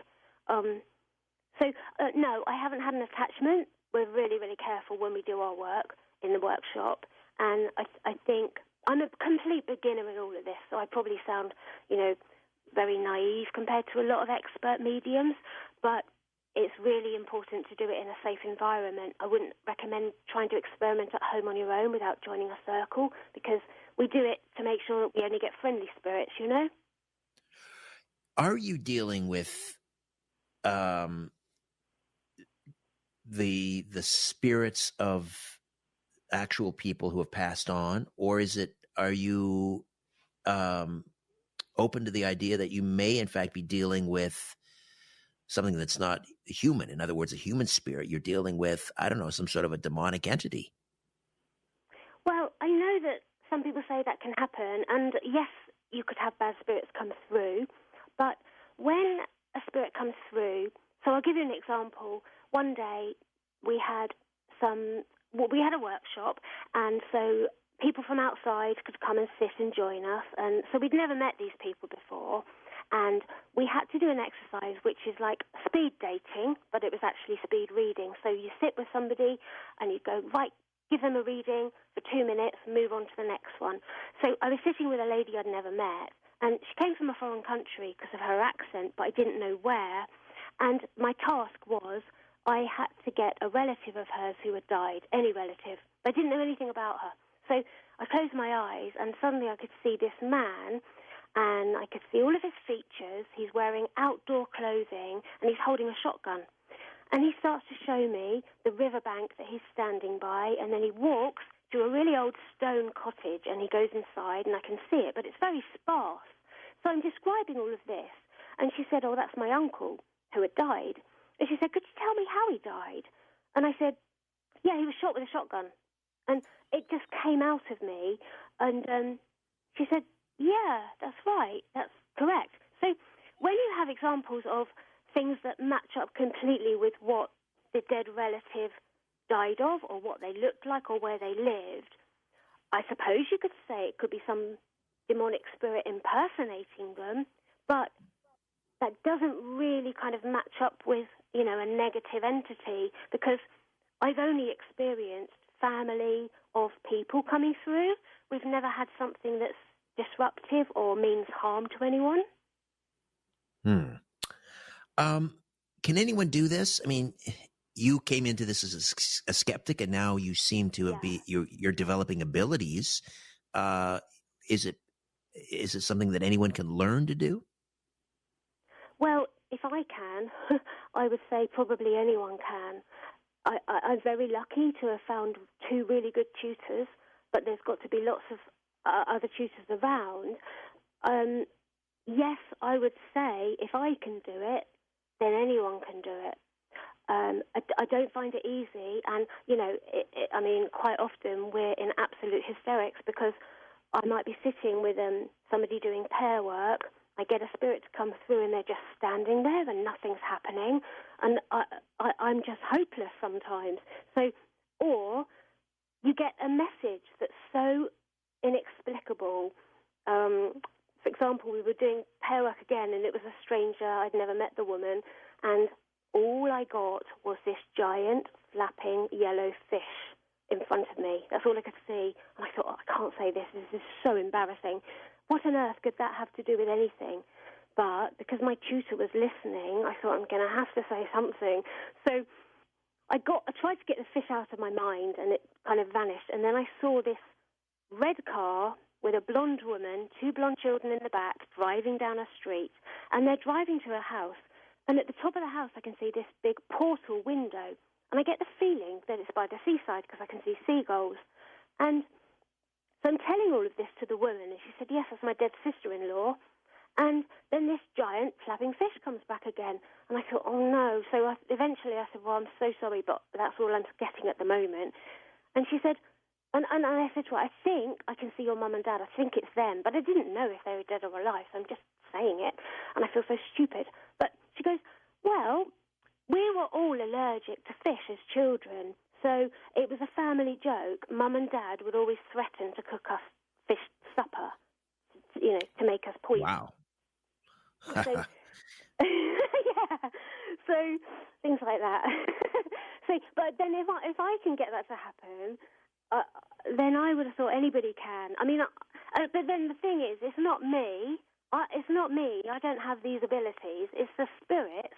They put these images, these words, these scenes, they put it all into your mind.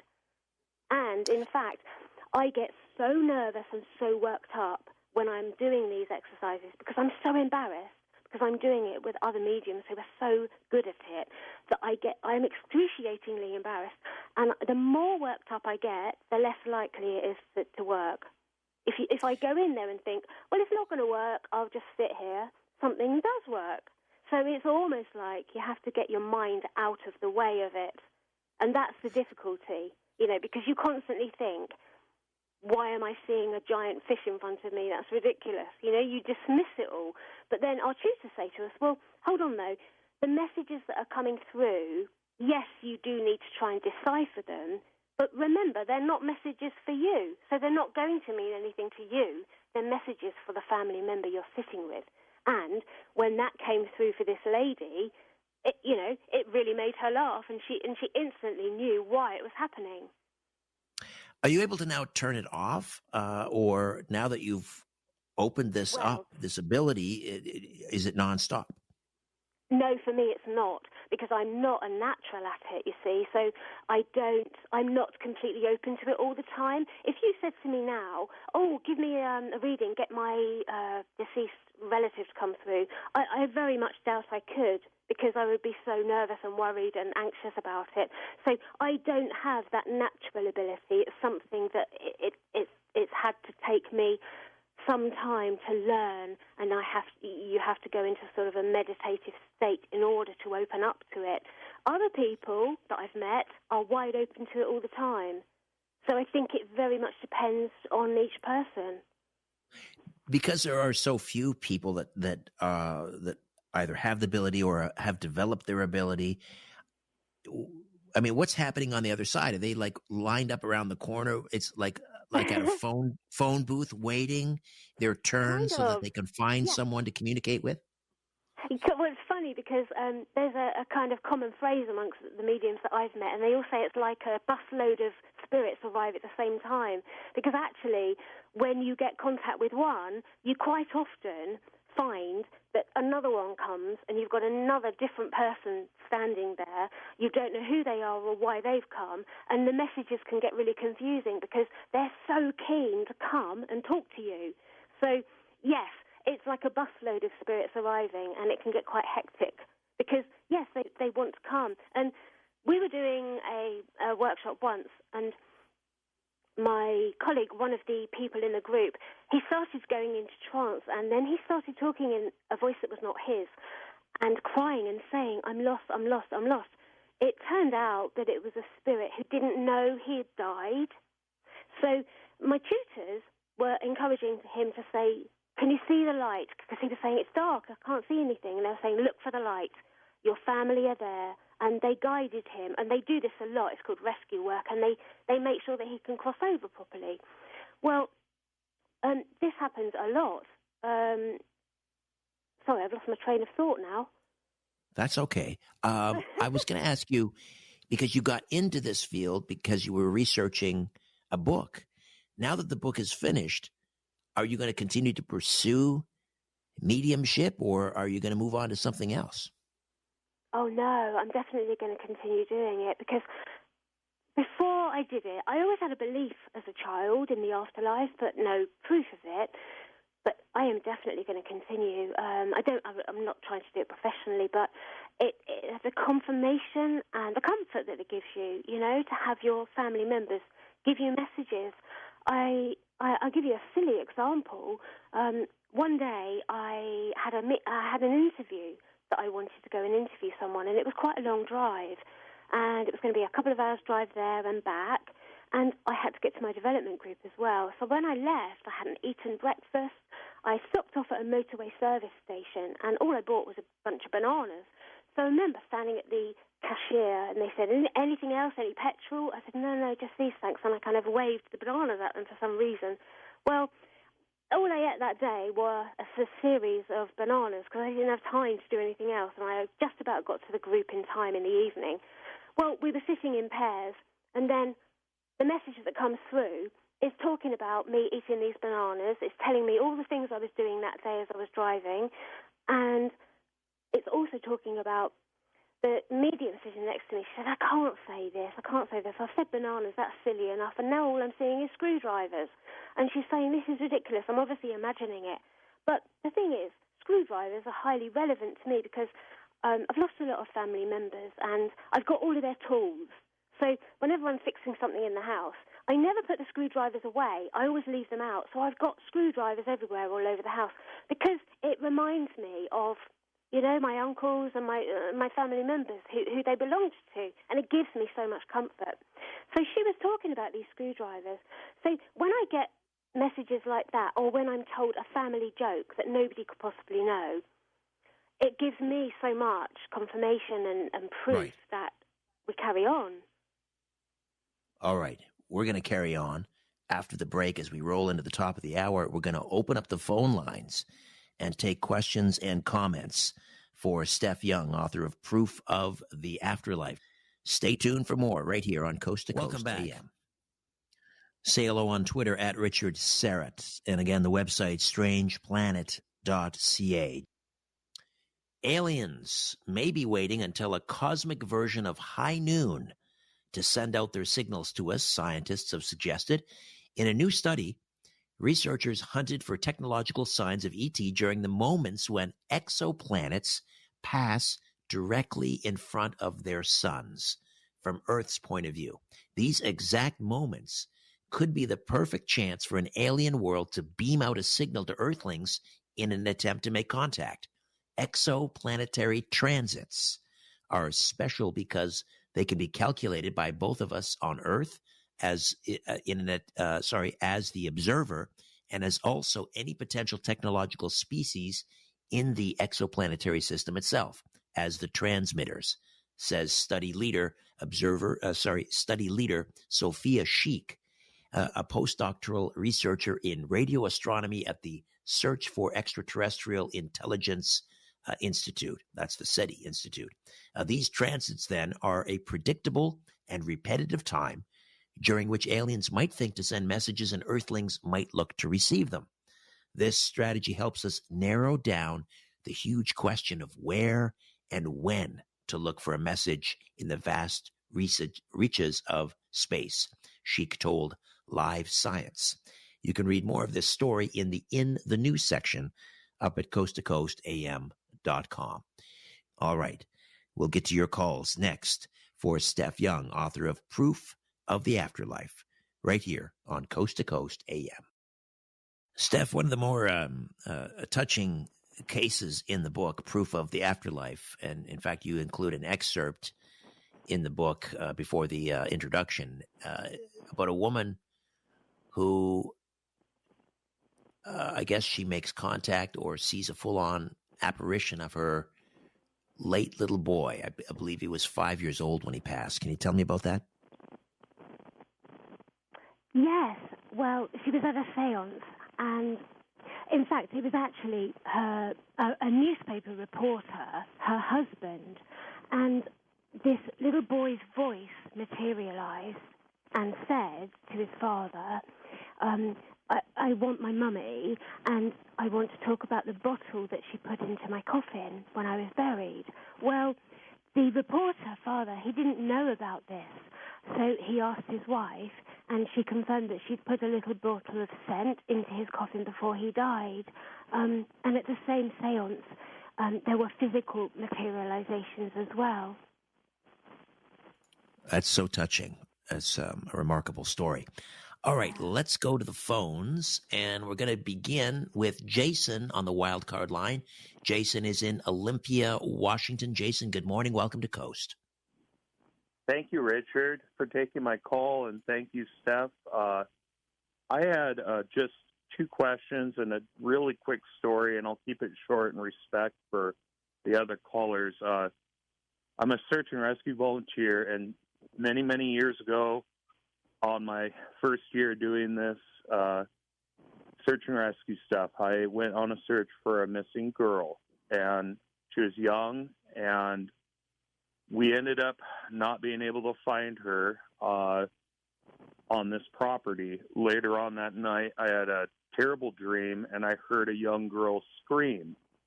It scared me so bad, I jumped out of bed, went out on my porch with my flashlight, and looking around, I thought there was a young girl that had screamed. Well, I live in a very rural place in the woods, and I had to call myself and say, Jason, there's no young kids that live around you.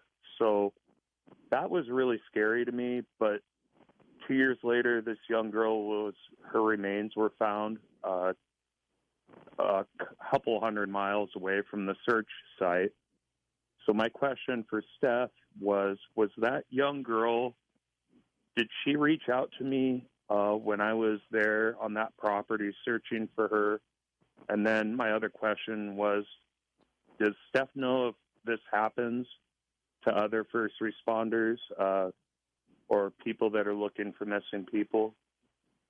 Great questions, Jason. Thank you for that. All right, Steph, first of all, do you think that voice he heard was the little girl that he was searching for? Yeah, I think it probably was. There's a couple of examples of mediums having had this happen to them.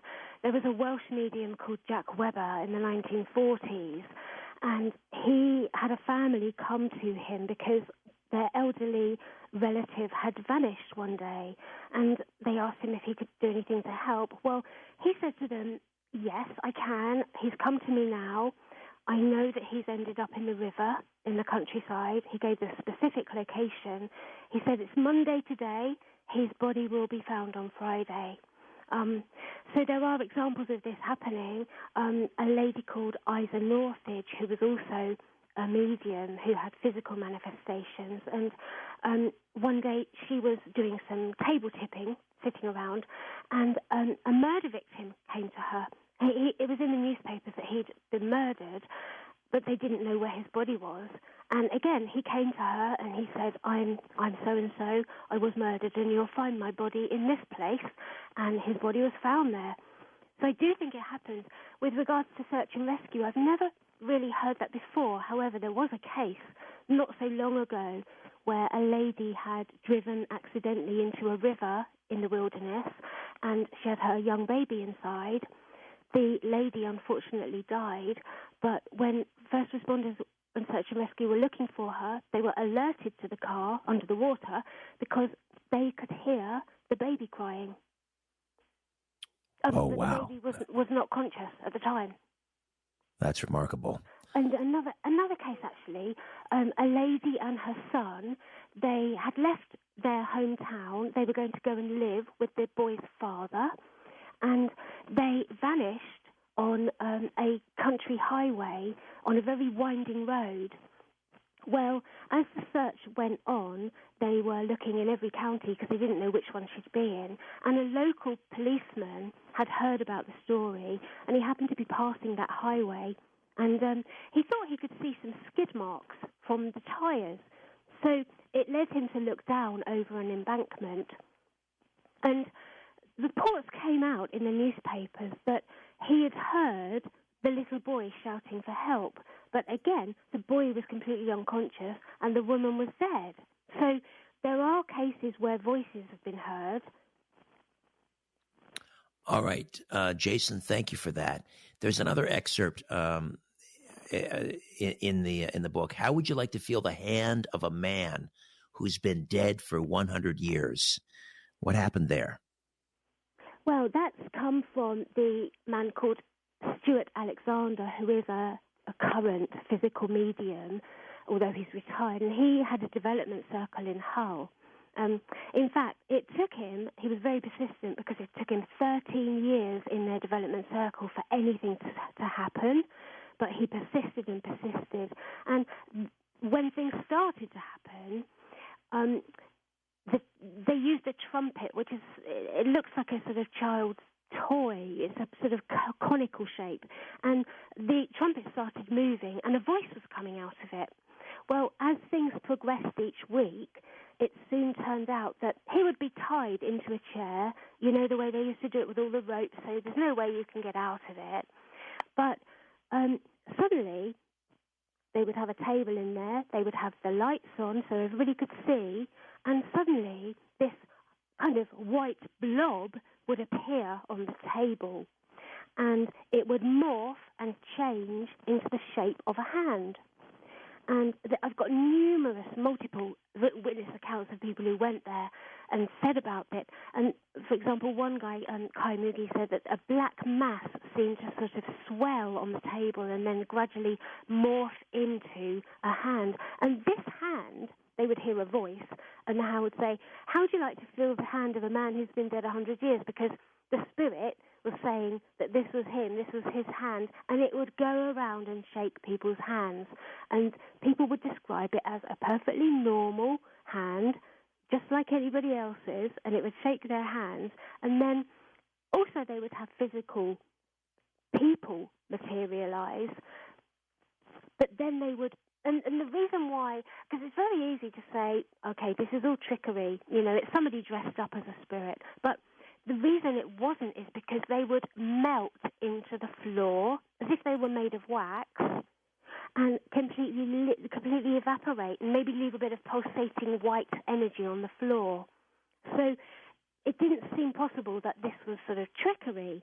And it happened with the medium Alec Harris in South Africa, where we had the Dr. Baker and all his medical professionals, and they would be, using stethoscopes and feeling the heartbeat and the pulse, but they would describe how the spirits would sink slowly into the floor in front of them. And Dr. Baker said how the spirits materialize. He said, if you can imagine that you're in the sea and a jellyfish is coming up from the floor of the seabed with all its appendages floating to the top, and then it suddenly morphs into a person, but when they dematerialize, he said, I've been talking to a spirit, holding their hand, and as they've gone to leave, he said, and their face is perfectly normal with their pulse and veins and everything else, but suddenly the lower part of the jaw disintegrates and evaporates, and then they just slowly, gradually sink in upon themselves and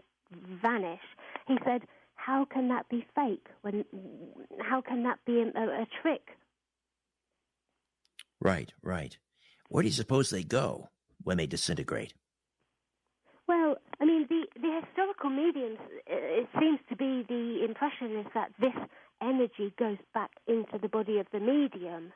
That's the belief, or that's what people have witnessed. The same medium, little spirit children used to emerge from out of him, so this energy would flow out of his body, and then these little children would be standing next to him. And then when it went back in, and the mediums would be sort of groaning and going half unconscious or losing half of their body weight. So it seems to be, that's the established opinion anyway, that it goes back into the body of the medium, that they borrow the medium's energy.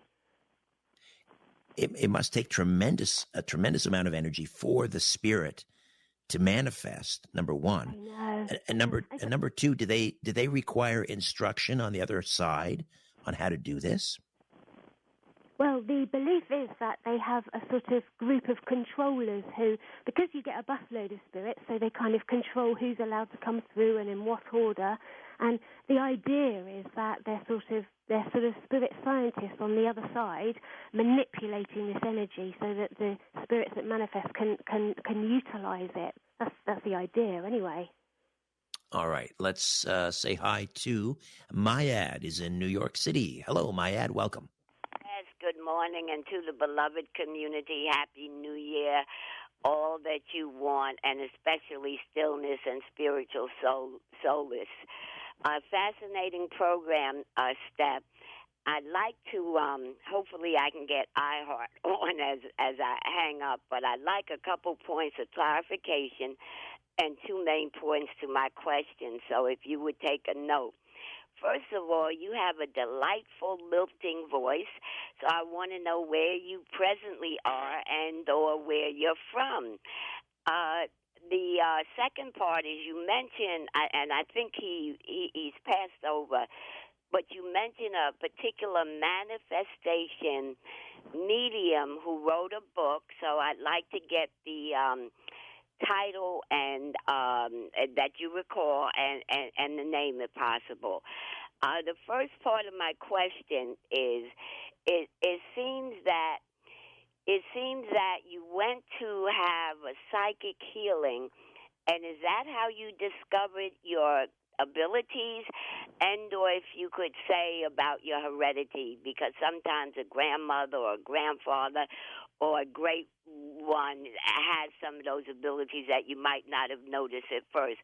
The last part of my question has to do with I've heard some stories, I can't remember the details, but similar to what you're citing in terms of indigenous healings. And if you have my questions and points of clarification, hopefully I can bring up iHeart. Thank you, Richard. All right, Mayat. All right, let's. She wants to know. Well, you're in the UK. I don't know if you want to divulge where you are and where you come from. Yeah, I call it London, but in parts of London, on the outskirts of it, you have boroughs or counties. So I was born and brought up in the county of Surrey, which is the very south of London. So I suppose I'm London and Surrey. That's where my voice comes from. In terms of hereditary, I don't know anybody in my family. In fact, most of them really don't believe in all of this. So I don't know of anybody that practices it in my family historically. With regards to how I got my very amateur so far abilities, well, I wouldn't say it was the psychic surgery, no. What happened was I saw a succession of healers because I was so very ill, and a lady who is actually now the tutor in my development group, I went to her for healing. Now, spiritual healing, although you can go there with a physical problem, the spirits actually work on any trauma. So it could be emotional, mental trauma, anything that you've held on to in your life. And they see that those things can sort of contribute to your illnesses. So usually they will work on those issues first.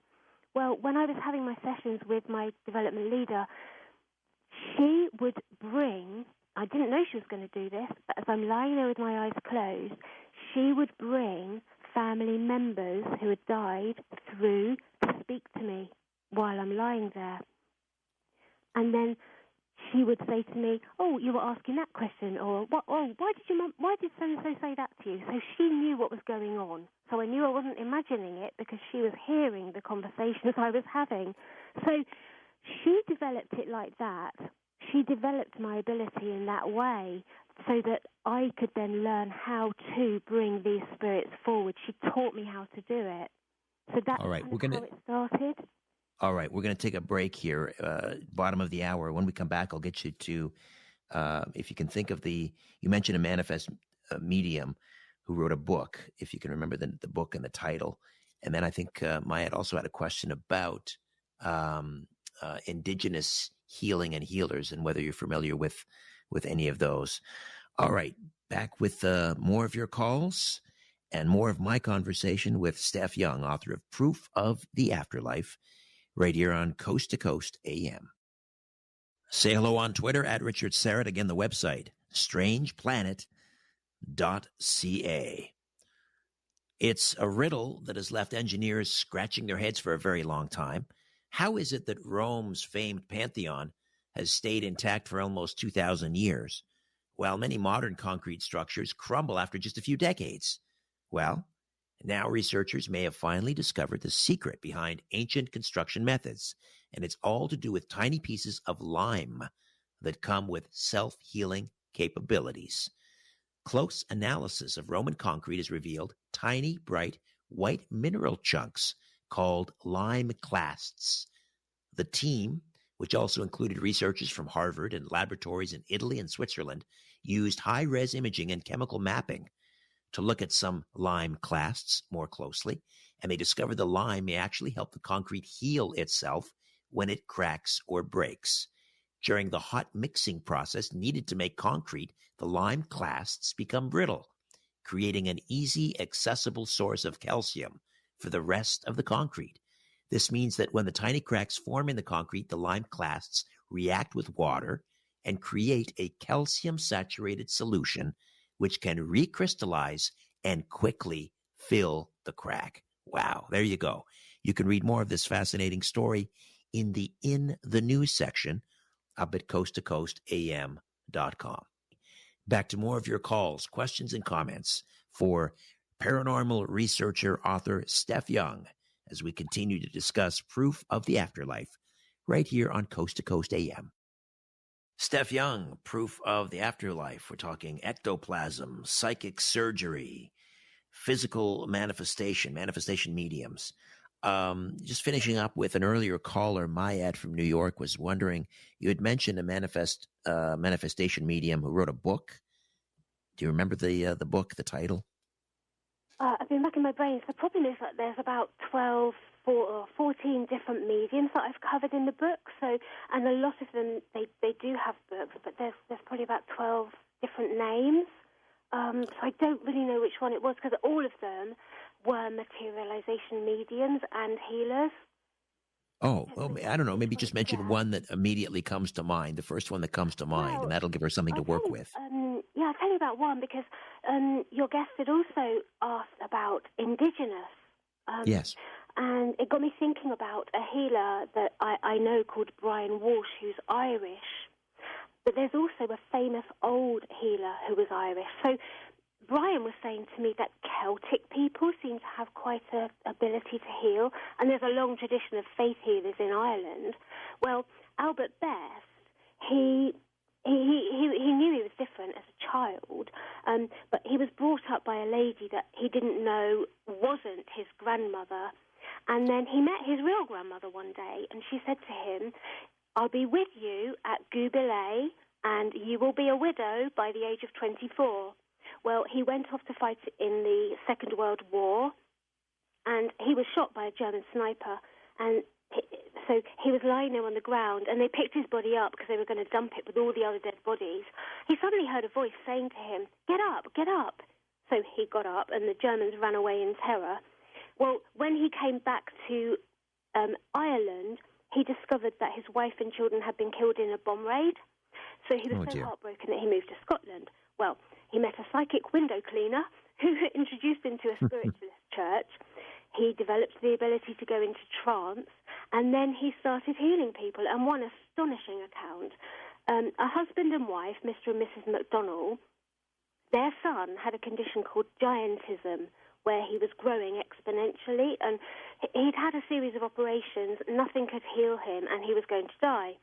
In desperation, they went to Albert Best's spiritualist church, and they sat in the audience. And Albert said, "I've got a Mr. Catchall here." Well, that was actually the wife's father. And the message was, "As King Canute has stemmed the tide, all will be well." And they left the church thinking, what on earth's going on? Well, they took their son back for his regular appointment at the hospital. Nothing had changed. A month later, they went back again for the examination, and the doctor was interrogating their son because the X-rays showed that he no longer had gigantism, so he was completely cured. Remarkable. All right, let's say hi to... Oh, is there more? I'm sorry. Oh, sorry. And so talking about the indigenous, just to carry on with Brian Walsh, he was an Irish healer. He lived in Portugal, but he developed the ability as a child because he would see invisible children in the playground, and he would get told off for running around with them. And then he used to see his grandfather appear in his bedroom at night. His twin brother couldn't see him, but he also didn't know it was his grandfather because there was a reason why, but they didn't have any pictures of his grandfather. So one day, as he's getting older, he sees an angel appear in his room, and he said it's so tall, and it's a man. It's not like an angel looks like with wings, but he says, "My name is Michael." He said, "Open your hands," and he put a blue light into his hands, and from that day, he was healing everybody. He'd actually healed himself. He was stabbed. Brian was stabbed in the heart and in hospital, and there was no chance he was going to live. And he healed himself. He told me a story a couple of days ago about quite a large lady, and she was in a wheelchair, and she had twin daughters who brought her in Ireland to see him. Well, when he'd finished the session, said she literally jumped off the bed and just ran around. And he said, and the thing was, they left without taking the wheelchair, so I had to drive to a hospital and give them the wheelchair. And he's given me all these accounts. But he said he studied in India with the Dalai Lama, and lots of gurus over there. And he said, you would be amazed how many doctors and surgeons are living in India practicing healing. He said, but they can't do it over here because they can't talk about it. You know, I mean, there's many accounts of healers being hauled up in front of a court. William Lilly was a famous healer. He was in South Africa in front of 200 people, including medical doctors and scientists. He removed a bone in the upper arm of a boy, and I've seen the photos, actually. He removed the bone and replaced it with a brand new bone that was materialized and put into the boy's body, because he was going to die because the disease was spreading all over his body. And he went on to box, to drive, to swim, and everything, completely healed. It just It's it defies so hard to all believe, credulity, isn't it? doesn't it? Yeah. Mm. All right, let's grab another call here on the wild card line. Joseph is in Boston this morning. Joseph, welcome to Coast. Hello, Richard. Thank you for taking my call. I'm just switching phones, so don't worry. Thank you. I want to thank you first. A long time ago, you had Michael Strizky on. I hope you have him on again, the Hydrogen Man. Steph, Oh, yes. I am blind, and I'd like to communicate with you. Your website is, I can't find your email, so if we could exchange numbers and emails, I could call you for free. It won't cost me anything. I would like to get healed, and you sound like such a delightful person. Over here, it's very hard. I've been to some of them, and no luck. And I was maybe you could help me eventually. I would love to visit with you and meet these people that healed you, because I have some medical things happen to me, and I'm just alone and a visually impaired person. If there's anything you can do, I'd appreciate it. We can exchange emails and work out some way. I'd really greatly appreciate it. You sound like a lovely person that wants to help people, and that's amiable. A lot of people don't care about people. I'd like your comment. See what we can do, okay, if that's okay with you. Yeah, if Richard can pass on my contact details to you, I can definitely put you in touch with some of these healers. That's absolutely very simple to do, and I'm sure that some help can be given to you. We could exchange phone numbers and contact. I'd love to call you, because it won't cost me anything. I have a Comcast plan, which I can call England for free, and you're a delightful person. Yes, I will pass my number on to Richard, and we can be in contact, absolutely. Okay, maybe Donna could give it to me off air. Is that right, Richard? Is that okay with you? Richard? Richard? My apologies. Sorry. Yes, I was just going to. Yes, we'll okay. get Joseph. And one other thing, Steph, before I go, is your book in audio for the blind? Your healing, your life after death, whatever it is, like death after life. Yeah, it's not yet, but I will get it turned into an audio book. Yes, Great. I will do. You're a delightful lady. I'm so glad you're... Thank you, Joseph. I'll get you to put you on hold. Donna will give you numbers and emails. We'll give you the number. Yes. Okay. Thank you for that. And Steph, thank you for helping Joseph. Appreciate that. Cool.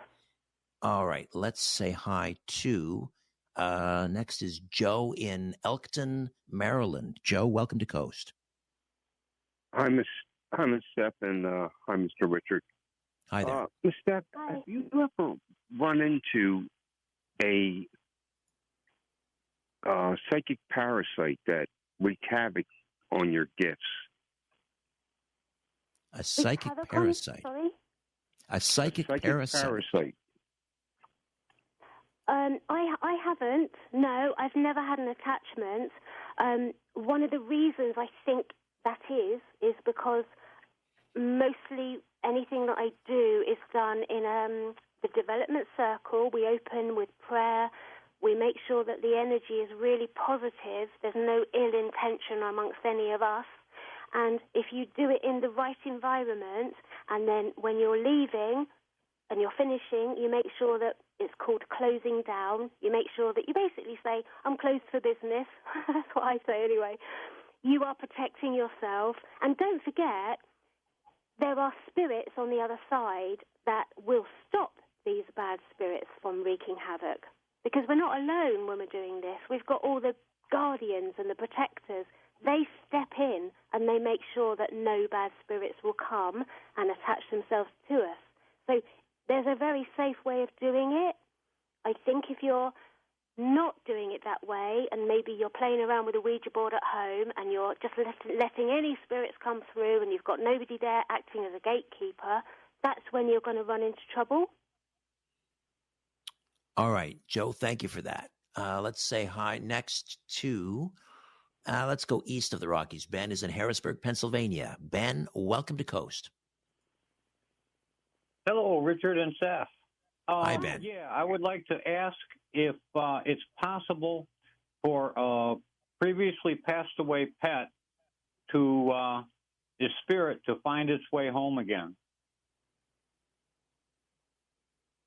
I've had some pretty amazing experiences lately. So do you mean Any work with your pet would come back and visit you? Yeah, three times something right in front of my eyes, undeniable, happened, and I wonder if my kitty cat came back. Yeah, well, animals come back just like humans come back. So yes, they do. I've had my grandmother had a dog. I've seen my grandmother's dog come back to me, and they do carry on in the afterlife just like a human would do. So yes, they come and visit. All right, Ben. Thank you for that. Let's see. We're going to say hi. International line. Carl is in Kitchener, Canada. Carl, good morning and welcome to Coast. Hello. God bless. Actually, I was listening to a minister, Bible expert. He was talking about Saul, first king of Israel. And the prophet Samuel died, and he was scared. He had problems with the Philistines, and he wanted to talk to him, but they weren't supposed to do that. They were told not to contact the spirits. And I used to think that was really Samuel because someone came up, and he was kind of annoyed. But this minister said, Bible expert, scholar, said that Samuel wouldn't even have came back because you're not supposed to come back. And I think he said, too, was a spirit masquerading as the prophet Samuel. So I'm thinking like fallen angels can do that, and probably demons. And so we got to be careful. So I like how do you know what you're actually dealing with? Like how can you tell because you can't really see them? Or what kind of energy you're dealing with? How do you know? Well, I would say that when in my experience, all I've ever had are positive experiences. So the spirits are coming back and they're healing people, or they're coming back and they're giving comforting messages about your family in the afterlife. So if they're not coming back and giving disturbing dreams, or they're tampering with things in the home, or they're harming you, I don't see how they can be bad spirits masquerading as good, because if they are, they're not doing a very good job because they're giving you positive things. They're helping you all the time. And I mean, I know the idea is that, I mean, I go to church and I tell the vicar all about this, and he's fine about it because, I mean, Jesus was one of the original healers, So they were communicating with spirits in the Bible, in my opinion anyway. So I just don't see the bad side of it. Yes, demons, bad spirits do exist, but I don't think they interfere as much as maybe the reputation is given to them. All right, Carl, thank you for that. Armando is in Montebello, California. Armando, welcome to Coast. Good morning. Good morning, Steph. My question is, I've heard you talk about energy and meditation during the broadcast. So my experience, I don't really meditate, but I wanted to try it out. First time this one time I was sitting there trying to meditate, and not so long after I started to feel this weird kind of energy flowing through me. It felt like, when you're cold and you shimmy, you're like brr, and your whole back shakes. It felt like that, a lot stronger. and it was going for a while, and I was still meditating. It kind of scared me, so I stopped it, pretty quick. And then I tried meditating maybe about a month after. It happened again, and this time I thought to myself, like, nothing happened. I didn't get hurt. Nothing weird happened. So let's see what happens. And I let it happen, and it kept going and going and going and going. And it was like with physical activity, my whole body was kind of shaking as if, how a snake. Okay, Armando, because we're short on time here, I'm just going to cut to the chase. Is it, Steph, is it possible that while he was meditating, he was opening himself up to some kind of possession or oppression? Yeah, it sounds like it, because then that's what I've had when I've gone into trance, not knowing that was going to happen to me, and my entire body was violently shaking. So it could have been that a spirit was what they call sort of blending with your body, so it was trying to sort of come into you. But to call it possession, we don't know if it had been a good or bad spirit. It was probably, perhaps, maybe even a spirit guide of yours, so it was probably a friendly spirit. But it sounds like they were trying to sort of come into you. And the reason they do that is so that they can use your voice. They can, when you start talking, it would be their voice. So it doesn't mean it was a bad thing. I would think that if you didn't get anything alarming happen, it was probably just a friendly protector spirit coming. All right, Armando, there you go.